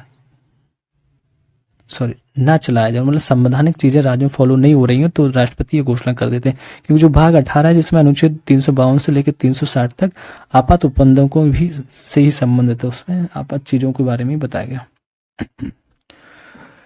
क्वेश्चन नंबर 68 की बात करते हैं। निम्नलिखित में से कौन सा युग भारत की संसदीय व्यवस्था के गुण में मेल नहीं खाता? तो कौन सा युग है जो भारत की संसदीय व्यवस्था में गुण नहीं खाता या मेल नहीं खाता? तो वो आपका ऑप्शन डी हो जाएगा। स्थायित्व तो नहीं है, है ना, क्योंकि यहाँ पे चेंज होती रहती है, सरकार चेंज होगी तो, क्योंकि डेमोक्रेसी है तो स्थायित्व कहाँ से होगा? बहुमत दल का शासन, सही बात है। राजनीतिक एकरूपता होनी चाहिए, शक्तियों का सम्मिश्रण होना, वो भी ठीक है, लेकिन यहाँ पे स्थायित्व नहीं है। तो कुछ बात फिर से देखते हैं। जो बहुमत के दल का शासन होना, ये आपके संसदीय व्यवस्था की विशेषता है। सामूहिक उत्तरदायित्व होना, ये भी है। राजनीतिक एकरूपता, ये भी है। दोहरी सदस्यता भी है, क्योंकि दोहरी सदस्यता भी है। प्रधानमंत्री का नेतृत्व भी है, निचले सदन का नेतृत्व और शक्तियों का सम्मिश्रण। ओके, नेक्स्ट देखो, सदस्यता की बात की है तो, और यहाँ पे आप नागरिकता से इसको कंपेयर मत करना। नागरिकता एकल नागरिकता, सिंगल सिटीजनशिप है, और यहाँ पे केवल बात करें डबल मेंबरशिप की, मतलब दोहरी सदस्यता है। ओके, तो कंफ्यूज नहीं होना। क्वेश्चन यही घुमाते हैं, यही कंफ्यूज करते हैं आपको, क्योंकि वर्ड है थोड़े से घूम गए कि लगेगा करिए हम तो सिंगल सिटीजनशिप पढ़े। नहीं, सिंगल सिटीजनशिप पढ़े हैं वो है, लेकिन यहाँ पे बात करें डबल मेंबरशिप की। निम्नलिखित में से किस एक बाद में उच्चतम न्यायालय द्वारा यह निर्धारित किया गया कि राष्ट्रपति शासन लागू करने की राष्ट्रपति की शक्ति न्यायिक समीक्षा से परे नहीं है? तो ये किस में कहा गया था? आपका था ये बॉम्बे बाद जो था, बॉम्बे बाद में ये कहा गया था कि आपकी ये न्यायिक समीक्षा से परे नहीं है, क्योंकि जो बॉम्बे बनाम भारतीय संघवाद था, वो इसमें सुप्रीम कोर्ट द्वारा यह निर्धारित किया गया था कि राष्ट्रपति शासन लागू करने की राष्ट्रपति की शक्ति न्यायिक समीक्षा से परे नहीं है। जो ये 1975 में 38वें संविधान संशोधन में यह उपबंध कर दिया गया था। अनुच्छेद 356 के प्रयोग में राष्ट्रपति के फैसलों को किसी भी न्यायालय में चुनौती नहीं दी जा सकती है। अनुच्छेद 356 समझ रहे ना, राष्ट्रपति शासन। 1978 में 44वें संविधान संशोधन द्वारा यह उपबंध समाप्त कर दिया, तो इसको फिर बाद में भी समाप्त कर दिया। नहीं, इसकी जांच हो सकती है, क्योंकि मिस यूज हो रहा था, पता होगा इंदिरा गांधी का टाइम, वही है ना। तो उसको और लोन किससे बनने वाला पॉलीमर है? तो ऑर्लोन आपका बनता है एक्रिलोनाइट्रॉल, किससे? एक्रिलोनाइट्राइल से बनता है ऑर्लोन। इसके निर्माण में जो एक्रोलोनाइटिस का प्रयोग किया जाता है, कुछ खास नहीं था। निम्नलिखित में से, लेकिन वर्ड हमारे लिए नहीं था, निम्नलिखित कौन एक वर्ग नियत तापी है? नियत तापी बताना है तो उभयचर होते हैं, जो उभयचर मतलब दोनों जगह रह ले, है ना। और ये आपके पक्षीवर्त नियत तापी होते हैं, ऐसे भी बोल सकते हैं। सॉरी, हाँ, नियत वर्ग पूछा तो पक्षीवर हो जाएगा। कौन सा हो जाएगा? पक्षीवर। Birds classes is warm blooded. यहाँ पे नियत तापी का ऐसे समझ लें, इंग्लिश वर्ड देख लिया कर, जो वार्म ब्लडेड मतलब हम बोल सकते हैं गर्म खून वाले जो होते हैं, वो पक्षी वर्ग होते हैं। सरीसृप नहीं होगा, मत्स्य नहीं होगा, वो उभयचर नहीं होगा, ये पक्षी वर्ग हो जाएगा। धावन मशीन का कार्यकारी सिद्धांत है, तो धावन मशीन का जो कार्यकारी सिद्धांत है वो आपके इंद्रीकरण है। धावन मशीन समझ रहे हैं आप क्या होता है? आपके इंद्रीकरण इसमें होता है working principles of washing machine, Dhawan machine. अब ऐसे वर्ड यूज करेंगे आप कंफ्यूज हो जाएंगे, धावन मशीन क्या आ गया, तो ये इंग्लिश भी दिया रहेगा, वहां पे अच्छे से देखते रहिए, कंफ्यूजन होना। जो working principles of washing machine है, कैसे काम करती है? तो मशीन इज सेंट्रीफिकेशन पे वर्क करती है, अभिकेंद्रण पे बंद करती है, अपकेंद्रीकरण पे वर्क करती है। 73 क्वेश्चन नंबर को देखते हैं। निम्नलिखित युग्मों से कौन एक सुमेलित है? सैबाल दिया गया, उसका उपयोग दिया गया। तो बताना है कौन सा सही है नहीं है। 73 का आपका डी हो जाएगा। डी में उपरोक्त सभी है कि जो कैलोरेला है वो आपको एंटीबायोटिक है, एंटीबायोटिक में इसका यूज होता है। एना बेना का नाइट्रोजन स्थिरीकरण में यूज होता है। लेमिनेरिया का आयोडीन में यूज होता है। तो ये आपका सही सम्मिलित हो गया। क्वेश्चन नंबर 74 में लिखा है नैनो टेक्नोलॉजी में अध्ययन किया जाता है। तो किसका अध्ययन किया जाता है नैनो टेक्नोलॉजी में? आपका ऑप्शन सी इज राइट। सी में लिखा है कि 100 नैनोमीटर से छोटे पार्टिकल्स का उपयोग हो जाता है। तो नैनोमीटर में किसका यूज करेंगे? 100 नैनोमीटर से छोटे पार्टिकल्स का यूज किया जाता है, 1 से लेकर 100 नैनोमीटर तक।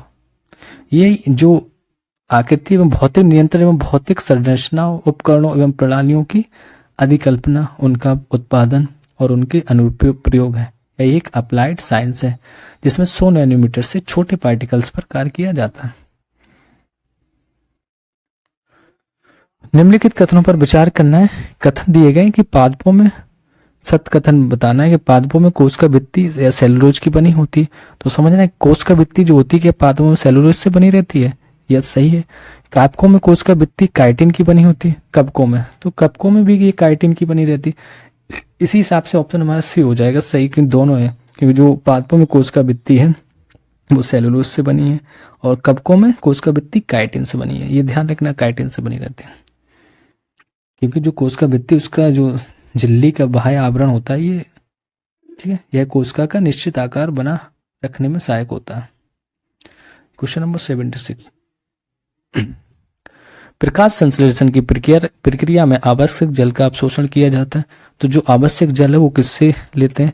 भैया सिंपल से पेड़ों के बारे में आप पढ़ोगे, जड़ से द्वारा इस जितने भी मिनरल्स हैं आवश्यक जल अवशोषण है वो देखो। वर्षा तो जब कभी होती है तो उनसे ऊपर वाले पानी से मतलब नहीं, जो जड़ के द्वारा मिनरल्स लिए जाते हैं सॉइल के थ्रू वो होता है आपका प्रकाश संश्लेषण।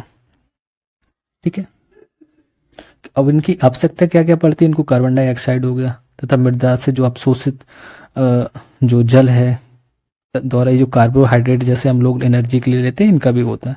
तो प्रकाश संश्लेषण के लिए आवश्यक जल पौधों की जड़ों द्वारा अवशोषित किया जाता है।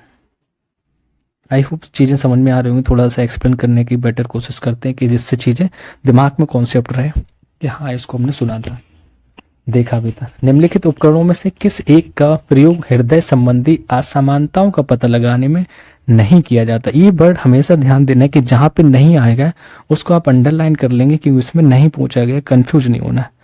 तो जो हृदय संबंधी असमानताओं का पता लगाने में नहीं किया जाता वो ऑप्शन आपका सी हो जाएगा। ऑन्टो एनालाइजर, जो ऑन्टो एनालाइजर होता है वो ग्लूकोज या यूरिया कोलेस्ट्रॉल की जांच हेतु होता है। जबकि ये जो अन्य सारी चीजें दी गई वो सब हृदय संबंधी, जैसे पेसमेकर हो गया, इलेक्ट्रोकार्डियोग्राम हो गया, स्टेथोस्कोप हो गया, सब हृदय संबंधी। 78 क्वेश्चन नंबर देखते हैं। 78 में लिखा है कि निम्नलिखित हार्मोन में से कौन सा एक मानव शरीर में जल संतुलन को बनाए रखने में सहायक है? तो जल संतुलन बनाए रखने में ये बायो हमेशा एक अपने लिए भी बहुत परफेक्ट रहती है, क्योंकि हमारे लोगों की बॉडी से चीजें जुड़ी रहती हैं। तो यहाँ पर 78 का सी हो जाएगा anti diuretic hormone. Anti diuretic hormone होता है जो हमारे जल संतुलन को बनाए रखने में सहायक होता है। एंटी डाई यूरेटिक हार्मोन की थोड़ा सा बात करते हैं। ये मानव शरीर में जल संतुलन को बनाए रखने में सहायक है। इसे वैसोप्रेसिन भी कहते हैं। क्या कहते हैं? वैसोप्रेसिन। सेमेटोट्रोफिक हार्मोन की बात करें, यह हार्मोन शरीर की वृद्धि का नियंत्रण करती है।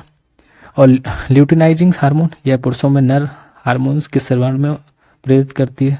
तो ये आपके हार्मोन्स के बारे में होगा। हार्मोन से हमेशा एक क्वेश्चन पूछा जाता है कि जितने भी हार्मोन्स हैं उनको देख लेना। लैंगरहैंस की जो दीपिका निम्नलिखित में से किस एक अंग का भाग है? दीपिका के बारे में पूछेगा कि लैंगरहैंस की जो दीपिका थी किस एक अंग का भाग था? ये 79 का बी हो जाएगा आपका। ये अग्नाशय का एक भाग होता है। किसका? अग्नाशय। इसकी खोज लैंगरहैंस ने की थी, जो एक चिकित्साशास्त्री थे। इसके बीटा कोशिका में इंसुलिन नामक हार्मोन प्रस्रावित होता है। इंसुलिन के अल्प स्रावण से मधुमेह नामक रोग हो जाता है। तो जो मधुमेह होता है इसी कारण होता है। क्वेश्चन नंबर 80 देखते हैं। तो आज एक ही बार में पूरा टेस्ट फुल करना है हम लोगों को।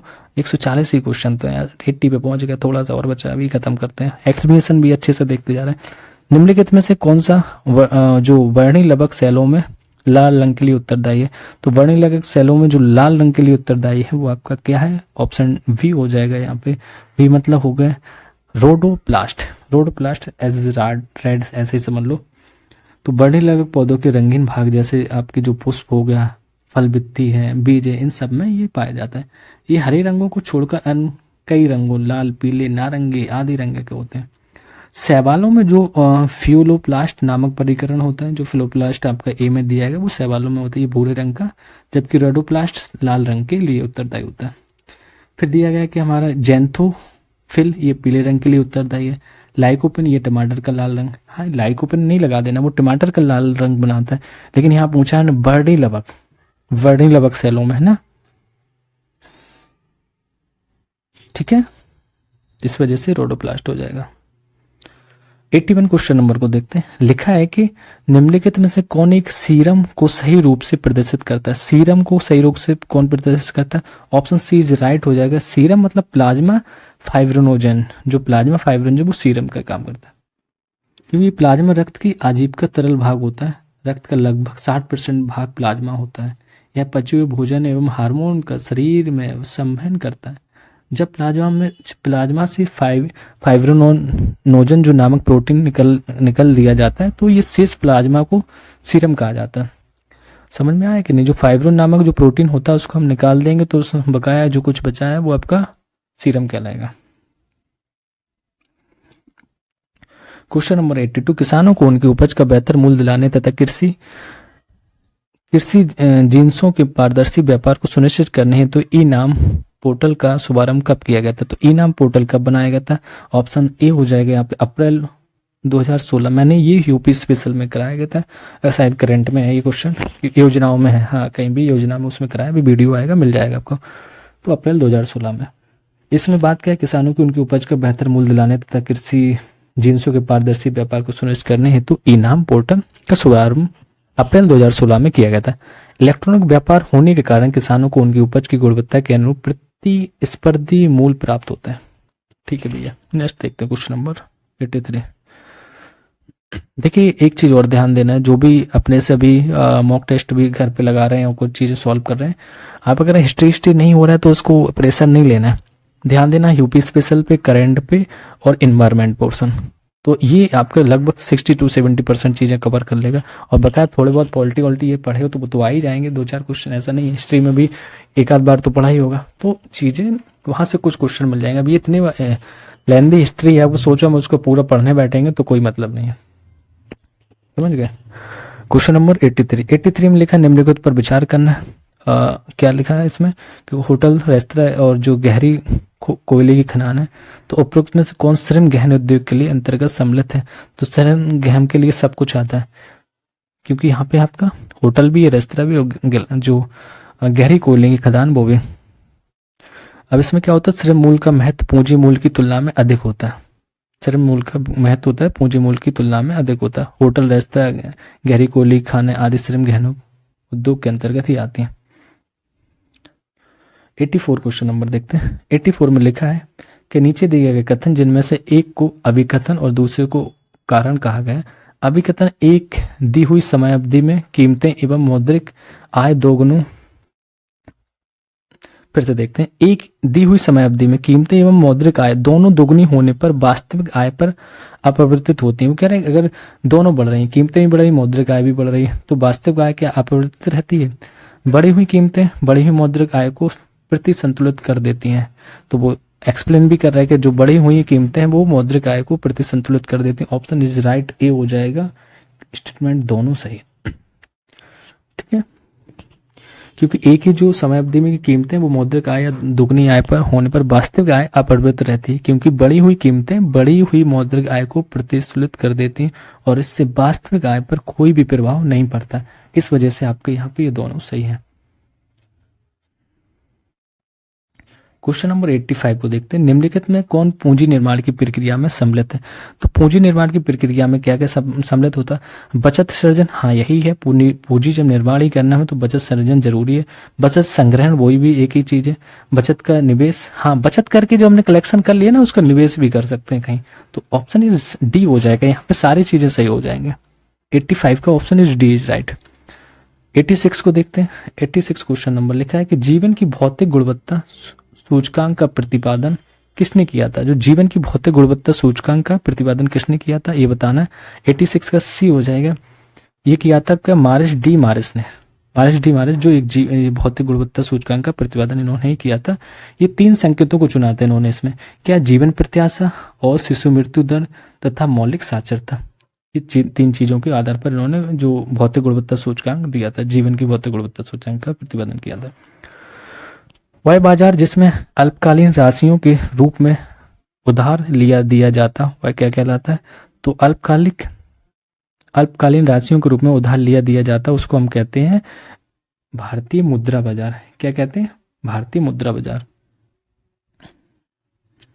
ये भारतीय मुद्रा बाजार कहलाता है। नेक्स्ट 88 क्वेश्चन नंबर देखते हैं। WTO के नियमों के अनुसार किस प्रकार की सब्सिडी को धीरे धीरे समाप्त किया जा रहा है? तो बताइए, ये बड़ा इंपॉर्टेंट क्वेश्चन है, करंट में मुद्दा भी बन गया था, क्योंकि WTO के जो नियम आए थे उन्होंने कहा था कि भारत में कि आप इस टाइप की सब्सिडी को कम कर दीजिए या बंद कर दीजिए, वो हो जाएगा एम्बर बॉक्स सब्सिडी जो दी जाती है उसमें। ये एम्बर बॉक्स जो सब्सिडी है, अब ये दी किसकी जाती थी, तो इसको इन्होंने बंद करने के लिए कहा था। जो ब्लू बॉक्स सब्सिडी आपको, ये शर्त आधारित सब्सिडी है। ग्रीन बॉक्स सब्सिडी अनुमति है इसकी। और रेड बॉक्स सब्सिडी आपका सब्सिडियों को तुरंत समाप्त, कृषि को छोड़कर। मतलब रेड बॉक्स सब्सिडी केवल कृषि पे आप दे सकते हैं, बकाया सब समाप्त कर दिया था। 89 क्वेश्चन नंबर लिखा है श्रम योगी मानधन। श्रम योगी मानधन के बारे में बताना है कि योजना में निम्नलिखित किससे संबंधित है? तो किससे संबंधित है? आपका असंगठित क्षेत्र के श्रमिकों की पेंशन योजना से। क्या है? असंगठित क्षेत्र के श्रमिकों की पेंशन योजना से संबंधित। थोड़ा डिटेल देखते हैं इसमें क्या है। प्रधानमंत्री द्वारा श्रम योगी मानधन योजना, जिसको हम PMSYM 15 फरवरी 2019 को योजना कराया, मैंने उसमें कराया था इसको। 15 फरवरी 2019 को केंद्र सरकार द्वारा शुरू की गई। इसमें 15,000 रुपए से कम मासिक आय वाले असंगठित क्षेत्र के श्रमिकों के लिए एक पेंशन योजना है, जो 18 से 40 साल तक की आयु सीमा के पात्र व्यक्ति 60 वर्ष की आयु के बाद प्रत्येक माह 3,000 रुपए तक पेंशन प्राप्त कर सकते हैं। इस योजना में कुछ अंशदान लाभार्थी तथा शेष सरकार देगी। मतलब पहले क्या करना होता है, जो 18 से 40 साल की उम्र के बीच के, वो अपने यहाँ पे अकाउंट खुलाएं और कुछ अंशदान उसमें करते रहे, बकाया फिर आपको सरकार 60 साल के बाद 3,000 रुपए मंथली देगी। अभी तक 60 साल के पहले क्या करेंगे, आगे पता किसका है कि जिए या ना जिए, है ना। तो ठीक है, ऐसी योजना है भैया, करते रहो। देखो क्वेश्चन देखो कितने अच्छे बनाए जा रहे हैं। देखो हमने जो करंट हमने वो कराया, उसमें भी ये योजना वाला क्वेश्चन था। तो योजना आपके हमेशा 1-2 क्वेश्चन पूछ जाते हैं। तो अभी करंट का जो मैराथन आ रहा है, तो आप उससे एकदम से उसको पूरा रट्टा मार देना, एक बार तो सुन ही लेना, क्योंकि उसमें हमने घटना सार, आपका ई दृष्टि, सबका कंप्लेसन किया एकदम से, जो इम्पोर्टेंट चीज़ें उनको बनाया। अब एक एक लाइन लिखी थी, 2-2 स्टेटमेंट, वो कुछ नहीं, उसको शॉर्ट करके बहुत अच्छा विद पिक्चर के साथ PDF बनाई गई। नीचे दिए गए इनमें से एक को अभिकथन और दूसरे को कारण कहा गया। सार्वजनिक परियोजनाओं पर व्यय में वृद्धि आर्थिक मंदी के समय उठाया जाने वाला सबसे महत्वपूर्ण कदम है।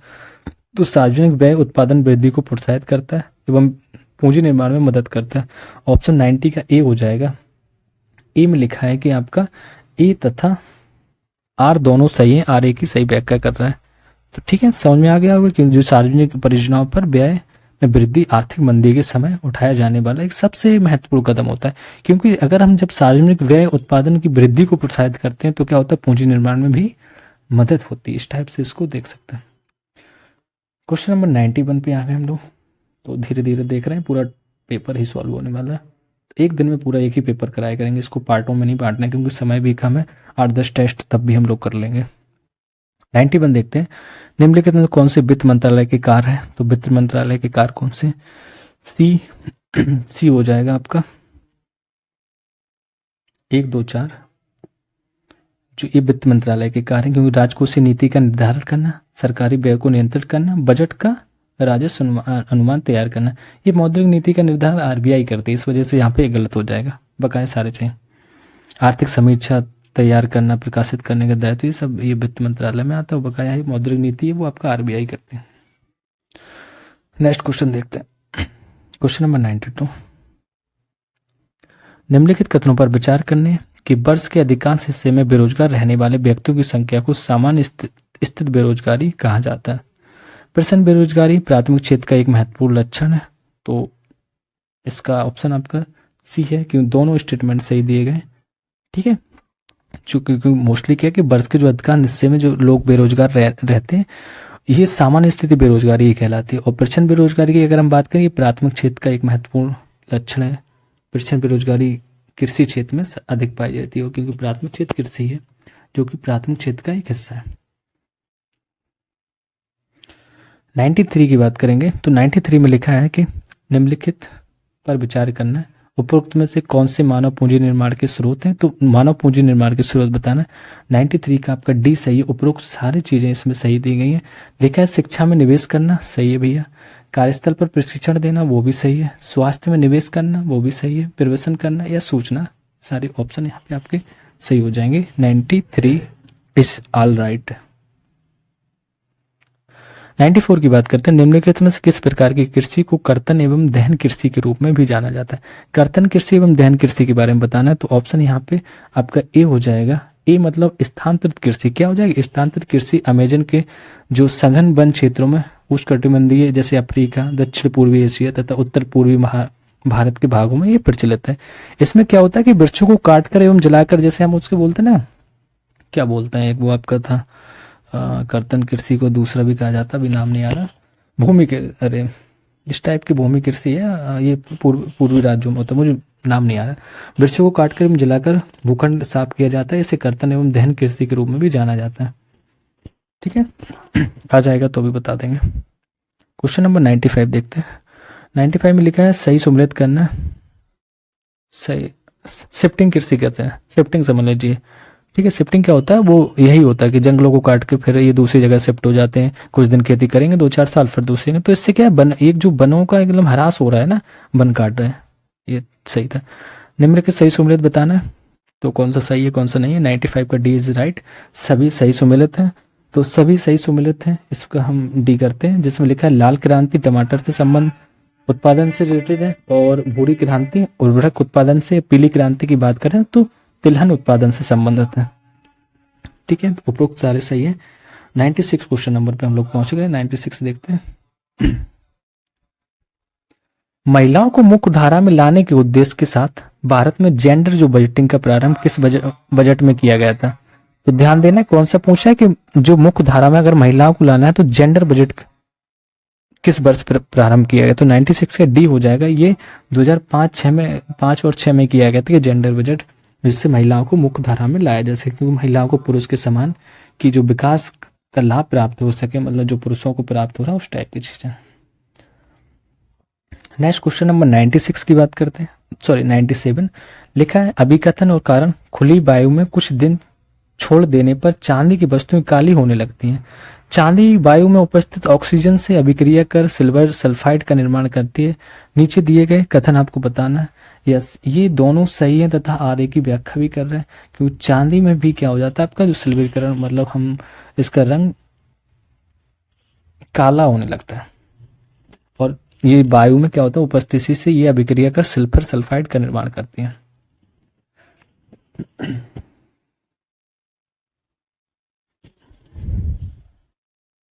ठीक है, नेक्स्ट क्वेश्चन देखते हैं। Question number 98। 98 में लिखा है कि, थोड़ा बड़ा कर लेते हैं, निम्नलिखित में से कौन सा एक औद्योगिक तंत्र सही क्रम में। तो औद्योगिक तंत्र को बताना सही क्रम में कौन सा है। ऑप्शन इसका डी इज राइट हो जाएगा। डी इज राइट के निवेश करेंगे पहले हम, फिर किसी चीज को परिक्रम करेंगे, फिर निर्गत करेंगे। तो 98 का डी।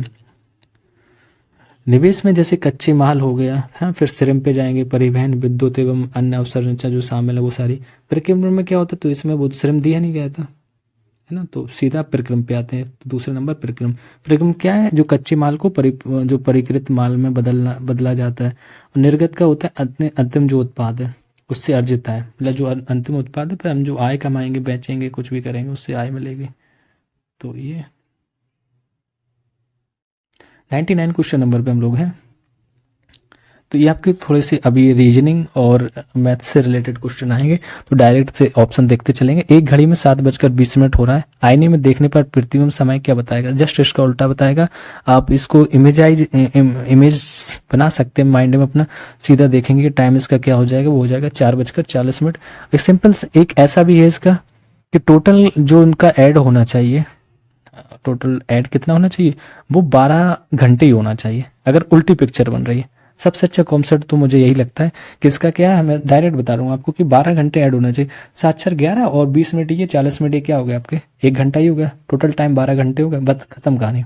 कोई मतलब नहीं, क्या करोगे आप, या तो एक कुछ इस टाइप से भी कर सकते हैं, इसको माइनस करोगे इससे जो अब 11:60 करोगे इस टाइप से उसको चेंज करोगे, क्योंकि फिर माइनस करते आओगे, कोई मतलब नहीं। मैं वास्तव जो बता रहा हूँ वो सीधा आपको देखो।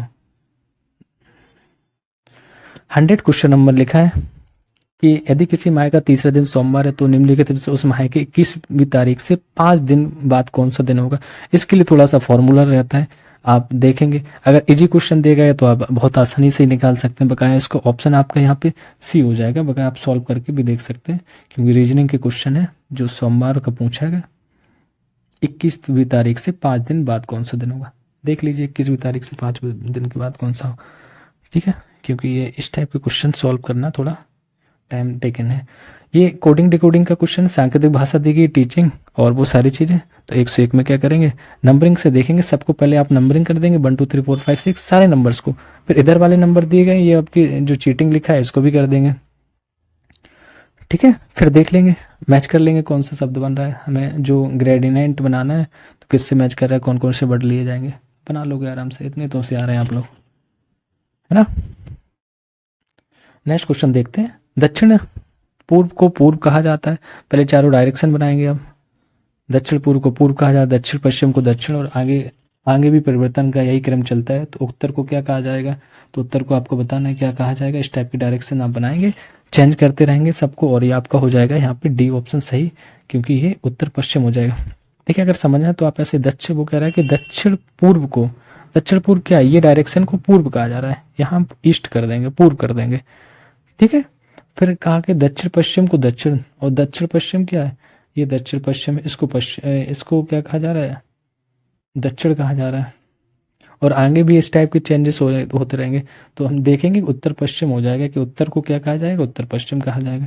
तो इस टाइप के क्वेश्चन आपके, ये रीजनिंग के क्वेश्चन है, क्योंकि रीजनिंग के कुछ क्वेश्चन आएंगे, जीएस भी आएगा, रीजनिंग भी आएगी। क्वेश्चन नंबर 103 लिखा है कि एक व्यक्ति का मुंह पूर्व की ओर है, फिर वह बाएं घूमता है। ये डायरेक्शन आप अपने डायरेक्शन के हिसाब से घूम कर देख लेंगे। 103 का ये सी सही हो जाएगा, सीज उत्तर डायरेक्शन में निकल के आएगा। आप क्वेश्चन जब रीड करेंगे तो ध्यान करना, उसको सॉल्व कर लेना। क्वेश्चन नंबर 104 लिखा है कि बस में एक लड़की की ओर इशारा करते हुए एक आदमी ने अपने मित्र से कहा, वह मेरे पिता की पत्नी के इकलौते पुत्र की पुत्री है। तो लड़की उस आदमी से किस प्रकार संबंधित है। तो अपने आप को ये अपने रिलेशन से ऐड करके देखना, इस टाइप के खुद खड़े हुए एक आदमी हो, फिर आपकी जो पुत्री दिख रही है, फिर स्वयं है, फिर माँ है, इस टाइप की सारी चीजें रिलेट करेंगे। तो ऑप्शन आपका बी हो जाएगा, पुत्री ही निकलेगी। क्या निकलेगी, तो पुत्री। क्वेश्चन नंबर 105, यदि किसी परीक्षा में राम का स्थान ऊपर से 16वां और नीचे से 15वां है तो बताइए कि कक्षा में कितने अभ्यर्थी हैं। तो कक्षा में अभ्यर्थी बताना, पहले ध्यान देना क्या पूछा कि ऊपर से 16वां है, लिखा है कि राम का स्थान ऊपर से 16वां है तो 16, फिर लिखा है नीचे से 15वां, दोनों को ऐड करोगे 16 + 15, तो बताइए कक्षा में कितने विद्यार्थी। तो इसी से 1 माइनस कर देना, बकाया सही है, तो 31 होगा, तो 30 निकलेगा, 1 माइनस कर देंगे। ऑप्शन इज ए सही हो जाएगा यहाँ पे। ठीक है, थोड़े से जहाँ जहाँ चीज़ें बताने लगे हैं जी हैं उनको बता दे रहे हैं, जहाँ लिखने का ज़्यादा वो उस टाइप का टेक्निकल चीज़ें उनको इग्नोर करना। ओके, तो क्या हो जाएगा ऑप्शन इसका 30 हो जाएगा, ए ऑप्शन सही। 106 क्वेश्चन नंबर की बात करते हैं। ये शब्दकोश के हिसाब से इसको मैच करना है ना। शब्दकोश देगा तो स्थान पर कौन आएगा, शब्दकोश में चौथे स्थान पर क्या आएगा, अल्फाबेट देखेंगे, पहला दूसरा क्या है, on arranging according to the dictionary में जो वर्ड आते हैं उस हिसाब से हम इसको अरेंज करेंगे, तो आवाज आके निकलेगा आपका सी ऑप्शन इज सही हो जाएगा यहाँ पे।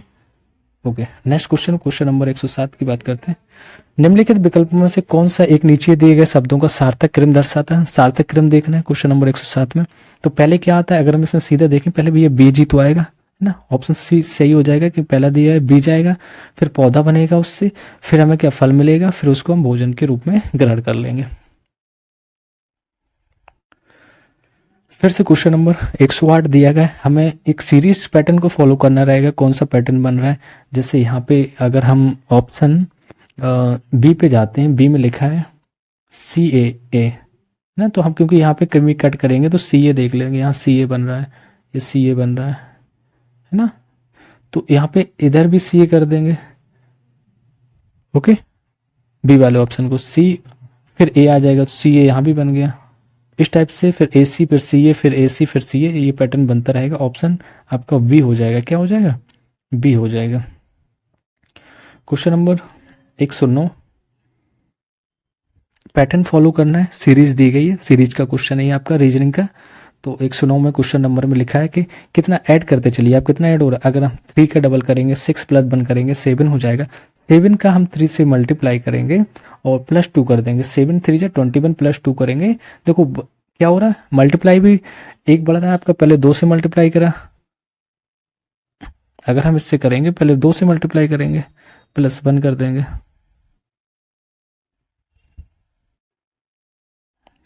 क्या करेंगे पहले 2 से मल्टीप्लाई करेंगे फिर प्लस 1 कर देंगे, तो डिस्टर्ब हो जाता है बोर्ड। तो आपका इस टाइप से पैटर्न फॉलो करेंगे। या ऑप्शन 109 का आपका बी हो जाएगा। बी मतलब आपका निकल के आएगा 479 आंसर हो जाएगा। क्वेश्चन नंबर 110 की बात करें, 10 में लिखा है ये नंबर दिए गए इसको मैच करना है। तो इसको काउंटिंग नंबर लिखेंगे। पहले पोजीशंस ऑफ इन अल्फ़ाबेट में हम देखेंगे, एल का 12 होता है, ए का 1 होता है, के का 11 होता है, ई का 5 होता है, इस टाइप के उनका भी लिख लेंगे। फिर हम ऐड करेंगे किस में कितना ऐड हो रहा है। पहले से एल को पी से मैच करेंगे तो 4 हो रहा है, क्योंकि पी का जो 16 होता है तो 12 प्लस 4 16 होगा। तो और इस टाइप का पैटर्न फॉलो करना है कि ऑप्शन यहाँ पे बी निकल के आ जाएगा आपका, क्यू आई ई एक्स निकल के आएगा। कर लेंगे, कुछ खास नहीं है, आसान है। चलिए कुछ उत्तर प्रदेश विशिष्ट चीजें। उत्तर प्रदेश के बुंदेलखंड क्षेत्र में सर्वाधिक औसत तापमान पाया जाता है। इसका प्रमुख कारण क्या है भाई? प्रमुख कारण बताना। एक तो हम तो सीधे से पता है कि यहाँ जल की कमी है, और लेकिन हम बुंदेलखंड की अगर बात करेंगे, कर्क रेखा का एक इसके निकट होना भी है, क्योंकि जो कर्क रेखा है जो 8 राज्यों से निकलती है, तो वो बुंदेलखंड एरिया कुछ मध्य प्रदेश में आता है, कुछ उत्तर प्रदेश में आता है। तो जो मध्य प्रदेश से भी कर्क रेखा निकलती है, थोड़ा सा वो उत्तर प्रदेश के भी पार्ट के, जैसे आपका ललितपुर साइड का हो गया, सोनभद्र हो गया, तो ये उधर से थोड़े पास से निकलती है, लेकिन उसमें निकलती नहीं है, रहती है टोटल मध्य प्रदेश से, उत्तर प्रदेश से निकलती है, लेकिन कर्क रेखा के पास होने का कारण यहाँ पाया जाता है। ठीक है, नेक्स्ट क्वेश्चन नंबर 12 की बात करते हैं। उत्तर प्रदेश में स्थित निम्नलिखित जिलों में से किस एक में भाबर क्षेत्र का विस्तार नहीं है? यूपी स्पेशल है, भाबर क्षेत्र का विस्तार किस में नहीं है? गोरखपुर में नहीं, क्योंकि गोरखपुर सिंपल पढ़े हैं, तराई का क्षेत्र, चावल की खेती अच्छे से होता है ना, बाबा जी का क्षेत्र। क्योंकि ये जो पर्वतीय भूभाग है जो कंकड़ पत्थरों में निर्मित है, इस क्षेत्र में नदियां लुप्त हो जाती हैं, जो तराई क्षेत्र में फिर से प्रकट होती हैं। तो भाबर क्षेत्र क्या होता है? ये कंकड़ पत्थर वाला क्षेत्र होता है, नदियां लुप्त हो जाएंगी, लेकिन ये आपका गोरखपुर नहीं होता। इसकी अगर बात करें, जो भाबर क्षेत्र आपका जैसे बिजनौर हो गया, सहारनपुर हो गया, पीलीभीत है, शाहजहांपुर, लखीमपुर खीरी, इन सब में पाया जाता है। तो निम्नलिखित में से कौन सी एक आकृति उत्तर प्रदेश के राज के चिन्ह पर अंकित नहीं है? मछली है, तीर है, धनुष भी है, सारस नहीं है। 13 का बी हो जाएगा आपका। मैंने बताया था सारी चीजें, ये यूपी स्पेशल की क्लास में सब यही क्वेश्चन कराएगा। बताइए, सीधे सीधे पूछे जा रहे हैं, तो आप लोग उसको देख लेना। 10 पार्टों में मैंने कराया, 1 से लेकर 10 तक हैं, सारे A to Z पार्ट देख लेना। यूपी स्पेशल आपका एक क्वेश्चन वहां से बाहर नहीं होगा। आप यूपी है, यूपीएसआई है, यूपी आर ओ पीसीएस है, सबके लिए एकदम पूरा A to Z सब करा दिया, देख लेना बस एक बार, बाहर नहीं होगा, गारंटी से कह रहे हैं। तो सारस, ठीक है, सारस अथवा क्रौच उत्तर प्रदेश का राजकीय पक्षी है, इसलिए उसमें अंकित नहीं है। आप सोचेंगे कि अंकित है, ऐसा कुछ नहीं है। क्वेश्चन नंबर 114, उत्तर प्रदेश में सर्वाधिक चना बुंदेलखंड क्षेत्र में होता है, बताना है आपको। तो ऑप्शन यहाँ पे डी सही हो जाएगा। क्या हो जाएगा? उत्तर प्रदेश में जो सर्वाधिक चना बुंदेलखंड में होता है। अमरूद जो प्रशिक्षण केंद्र आपका प्रयागराज, उन्ना में पुष्पमित्र का होता है। तो ये सारी चीजें सही होगा, option is D is right. ठीक है, तो 114 का आपका option D is. 115 question number देखते हैं। लिखा है निम्नलिखित में से सही सुमेलित नहीं बताना। उद्योग दिए गए, उनका केंद्र है, क्या सही है क्या नहीं। 115 का डी, जो मिट्टी के खिलौने वो अलीगढ़ में नहीं होते, कहाँ पे होते हैं? ये आगरा एवं गोरखपुर के लिए प्रसिद्ध है। जबकि अलीगढ़ के लिए बात करें, किसके लिए प्रसिद्ध है? ये ताला के लिए प्रसिद्ध है। सिगरेट की बात करेंगे तो आपकी जो सिगरेट निर्माण गाजियाबाद, बैत की झाड़ियाँ बरेली, दरी का निर्माण मिर्जापुर, इस टाइप से आपके हो जाएंगे सारे। नेक्स्ट क्वेश्चन नंबर 116 पे आ गए हम लोग, और लास्ट पड़ाव पे चल रहे हैं, थोड़े से क्वेश्चन और है, खत्म करते हैं। बेतवा नहर जो द्वारा निम्नलिखित में कौन सा जिला लाभान्वित नहीं होता है? तो कौन सा नहीं होता है भाई? झांसी तो होगा, है ना, जालौन भी होगा, हमीरपुर होगा, लेकिन बांदा नहीं होता है। बेतवा नदी है जो जालौन तो पानी यहाँ जाता है, वहाँ पे जिले की बात कर रहा है, कुछ क्षेत्र कवर करता है। हमीरपुर भी करता है, झांसी करता है, लेकिन बांदा नहीं। क्यों जो बेतवा उत्तर प्रदेश की जो प्रमुख, जैसे ये 25 किलोमीटर जो पारीक्षा नामक स्थान से निकलती है, ठीक है, झांसी से जो 25 किलोमीटर आगे जाएंगे पारीक्षा, इस नहर द्वारा झांसी, जालौन एवं हमीरपुर जिले में सिंचाई की जाती है। क्वेश्चन नंबर 117 देखते हैं। फ्रियोटोफाइट्स पौधे पाए जाते हैं। फ्रियोटोफाइट्स पौधे कहाँ पाए जाएंगे? 117 का भी हो जाएगा, मरुस्थल में होते हैं, ये मरुस्थलीय क्षेत्र में पाए जाते हैं, है ना। ये जो ये पौधे होते हैं, ये पौधे की जड़ें अत्यधिक लंबी होती हैं। क्यों लंबी होती है? ये पानी की सर्च करने के लिए नीचे जाती हैं, भूमि में काफी गहराई तक जाकर जल का अवशोषण कर लेते हैं, ऐसे हम बोल सकते हैं। क्वेश्चन नंबर 118 देखते हैं। 118 में लिखा है, निम्नलिखित में कौन से उत्तर प्रदेश के कानपुर जिले में स्थित है? तो उत्तर प्रदेश के कानपुर जिले में बताना है कौन सा स्थित। उपरोक्त सभी चीजें हैं क्या? क्योंकि जो उत्तर प्रदेश लघु उद्योग निगम लिमिटेड वो भी कानपुर में है ना। उत्तर प्रदेश का वित्तीय निगम वो भी कानपुर में। उत्तर प्रदेश का राज्य औद्योगिक विकास निगम वो भी कानपुर में ही है। क्योंकि जो हम अगर लघु उद्योग की बात करेंगे, ये आपका 1958 में बना था कानपुरी में, है ना। फिर उत्तर प्रदेश जो वित्तीय निगम था वो 1554 में बना था, और जो उत्तर प्रदेश राज्य औद्योगिक विकास निगम 1961 में बना था। निम्नलिखित कथनों में से कौन सा एक सत्य है, ये बताना है। सत्य बताना है कौन सा है। तो लिखा है कि काशी गंगा लौकी प्रजाति है, और लौकी प्रजाति है, ठीक है, सही है। सुख सम्राट धान की प्रजाति है, और ग्रीन गोल्ड चाय की एक प्रजाति है, सही तो है। तो सभी कथन सही हो जाएंगे, क्योंकि सारी चीजें सही दी गई हैं आपके जो, क्योंकि जो यहाँ पे अगर हम बात करें, जो आपका जो ग्रीन गोल्ड है वो चाय की है, शुष्क सम्राट धान की प्रजाति, काशी गंगा लौकी की प्रजाति है। Next question number 120। कर्मा निम्नलिखित में से किस जनजाति का नृत्य है? तो कर्मा जनजाति कौन सी है? आपकी खरवार जनजाति में आता है जो नृत्य करती है, खरवार जनजाति, जो उत्तर प्रदेश के मुख्यतः सोनभद्र जिले में रहते हैं ये लोग, ठीक है। क्योंकि जो उनका मूल निवास है वो क्षेत्र वो पलामू मतलब झारखंड का है। कर्मा खरवार जनजाति का नृत्य होता है ये आपका। नेक्स्ट क्वेश्चन देखते हैं। 121 लिखा है मार्च करंट के क्वेश्चन आ गया। मार्च 2023 में निम्नलिखित में से कौन सा भारतीय राज्य 100% विद्युतीकरण रेलवे नेटवर्क वाला भारत का प्रथम राज्य बन गया? तो भारत का प्रथम राज्य बना है जो 100% पूरा विद्युतीकरण रेलवे मार्ग है और रेलवे नेटवर्क वाला है। तो आपका यहाँ पे हरियाणा हो गया। कौन सा? हरियाणा। थोड़ा एक्सप्लेनेशन देखते हैं। मार्च 2023 में हरियाणा 100% विद्युतीकरण रेलवे मार्ग वाला भारत का प्रथम राज्य बना है। हरियाणा की मौजूदा ब्रॉड गेज नेटवर्क की लंबाई 1701 रूट किलोमीटर है, जो अब 100% विद्युतीकरण कर दिया गया। Okay, very good Haryana. मार्च 2023 में किस राज्य ने थंदई पेरियर वन्यजीव अभ्यारण्य को राज्य के 18वें वन्यजीव अभ्यारण्य के रूप में अधिसूचित किया है? तो अब आपको पता ही है ना कि कहाँ पे ये केरल में है ना। पेरियार अगर वर्ड आ गया सीधा बता दें केरल का है, तो ये आपके केरल हो जाएगा। राज्य सरकार की इस घोषणा से एशियाई हाथी संरक्षण के प्रयास को बढ़ावा मिलेगा, क्योंकि तमिलनाडु के इरोड जिले में भी ये स्थित है, लगा हुआ है। एशिया के सबसे बड़े अंतर्राष्ट्रीय खाद्य आदित्य मेला आहार 2023 का आयोजन कहाँ पर किया गया? जो खाद्य मेला लगाया गया था वो कहाँ पे था? नई दिल्ली में होगा। जब एशिया की बात करेंगे तो छोटे मोटे इधर भारत में अगर कहीं कर रहे हैं तो इधर उधर तो करेंगे नहीं। कैपिटल ऑफ इंडिया नई दिल्ली जाएंगे ना।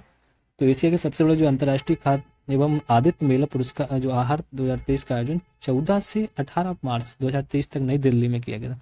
इसका जो आयोजन कृषि एवं परिष्कृत खाद्य उत्पाद निर्यात प्राधिकरण APEDA एवं अन्य संगठनों द्वारा किया गया। चलिए क्वेश्चन नंबर 124 पे आ गए। थोड़े से क्वेश्चन बचे हैं, खत्म पे ही आ गए। मार्च 2023 में 19वीं बिम्स्टेक जो मंत्री स्तरीय बैठक का आयोजन किया गया था, इसमें किस देश में BIMSTEC centre for weather and climate की स्थापना का निर्णय लिया गया था? तो सेंटर फॉर वेदर समय ये बताना है, ये आपका हो जाएगा 124 का ए। 124 का ए भारत में। कहाँ पे? भारत में। जो भारत में ये किया गया था किसका कि जो 19 जो बिम्स्टेक मंत्री स्तरीय बैठक था, इसका आयोजन थाईलैंड की राजधानी बैंकॉक में किया गया था। सॉरी, हाँ, बैंकॉक में किया, जिसमें भारत ने BIMSTEC centre for weather and climate की स्थापना का निर्णय लिया। तो यही पूछा गया हमसे, centre for the weather and climate की स्थापना का निर्णय किसने लिया? भारत ने। और इसकी वो बैठक कहाँ हुई थी बिम्स्टेक की? तो वो थाईलैंड में हुई थी। ओके, थाईलैंड की कैपिटल वो बैंकॉक में। क्वेश्चन नंबर 125 देखते हैं। लिखा है मार्च 2023 में संयुक्त राष्ट्र 2023 का जल सम्मेलन का आयोजन कहाँ किया गया था? जल सम्मेलन आयोजन कहाँ किया गया था? 25 का ए हो जाएगा आपका। न्यूयॉर्क अमेरिका में किया गया था। इस सम्मेलन का जो उद्देश्य था सतत विकास लक्ष्य संख्या 6 को पूरा करने, क्योंकि जो सस्टेनेबल डेवलपमेंट आपके जो 17 दिए गए तो उसमें 6वें नंबर पे आपकी जल की बात करके, 7वें नंबर पे आपकी नवीकरणीय ऊर्जा के बारे में बात करके, पहले नंबर पे गरीबी के बारे में, आप ये देख लेना उसमें लिस्ट दी गई थी। तो इसी को पूरा करने के उद्देश्य से देश को पर्याप्त प्रतिबद्धता दिखाना था। 126 पे आ गए हम लोग। प्रसिद्ध टाइम पत्रिका द्वारा मार्च 2023 में विश्व के 50 महानतम स्थानों की सूची जारी की गई। तो किससे टाइम पत्रिका द्वारा जो 50 महानतम स्थानों की सूची की गई, इस सूची में भारत के किन 2 स्थलों को स्थान मिला, तो बताना है कौन से 2 स्थल मिले। तो 2 जगह वो आपकी मिली है, ऑप्शन सी हो जाएगा, पहला और तीसरा। किसको पहला और तीसरा, मतलब लद्दाख और कोयम्बटूर। जो जो टाइम पत्रिका है वो 50 महत्वपूर्ण स्थानों की सूची देने में बताई, उसमें लद्दाख और आपका सॉरी मयूरभंज हो जाएगा, पहला और तीसरा हो जाएगा। लद्दाख और मयूरभंज को उसमें जगह दी गई। लद्दाख को रोमांच एवं खान पान श्रेणी के तथा मयूरभंज उड़ीसा को दुर्लभ बाघ एवं प्राचीन मंदिर श्रेणी में यह स्थान दिया गया।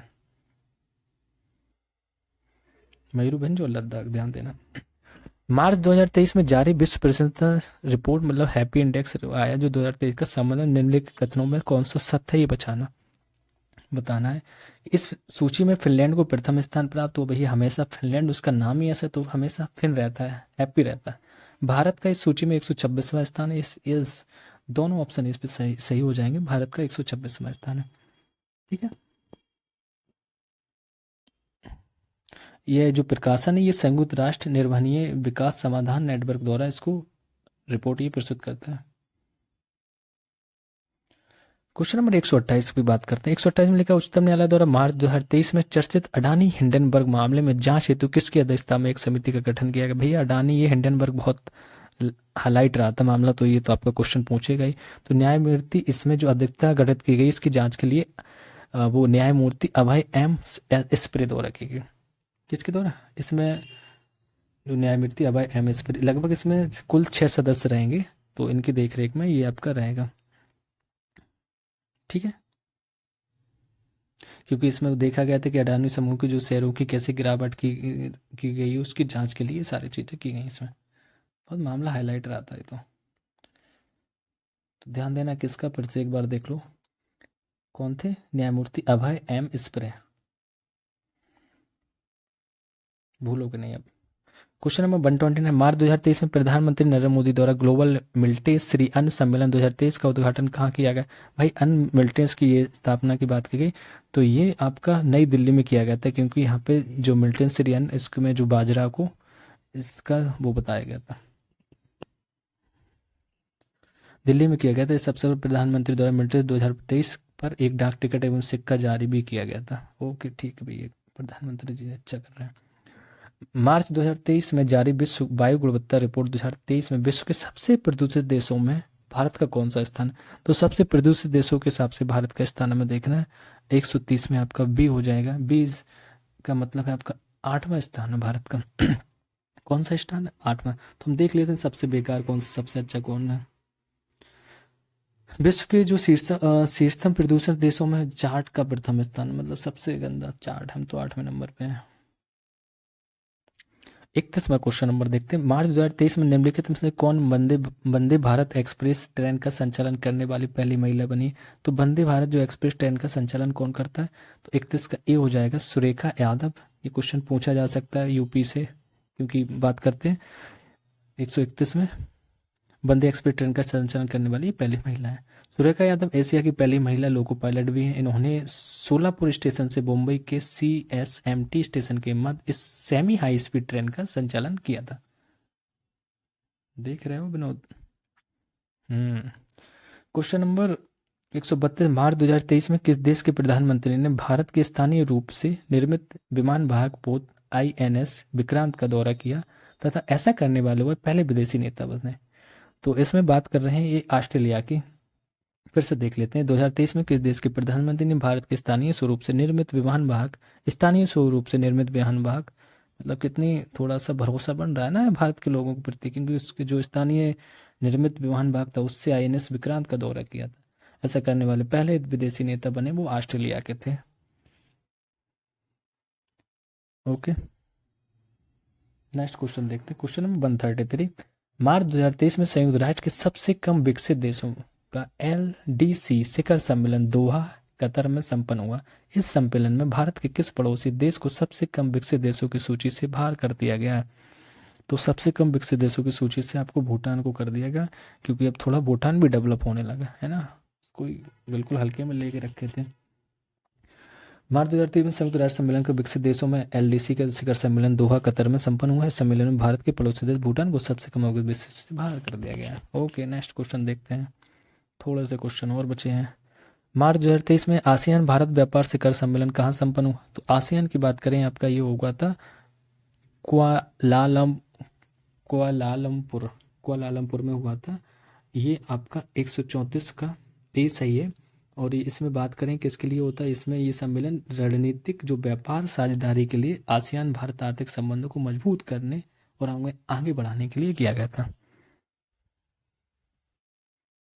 नेक्स्ट क्वेश्चन देखते हैं 135। लिखा है कि मार्च 2023 में भारत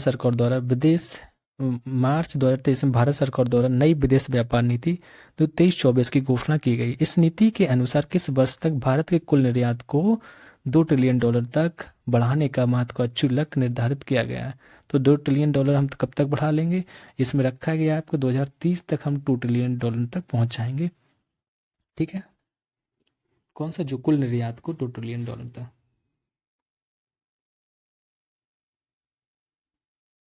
इस व्यापार में सेवा क्षेत्रों को से समान योगदान है, क्योंकि मोस्टली सेवा क्षेत्र से चीजें आ रही हैं। Question number 136। मार्च 2023 में केंद्रीय सड़क और परिवहन मंत्री नितिन गडकरी द्वारा भारत के किस शहर में मैथनॉल से चलने वाली बसों का अनावरण किया गया? बोलते बोलते जीभ भी लड़खड़ाने लगी, इतना टाइम हो गया ना। तो मैथनॉल से चलने वाली बसों का अनावरण कहाँ किया गया?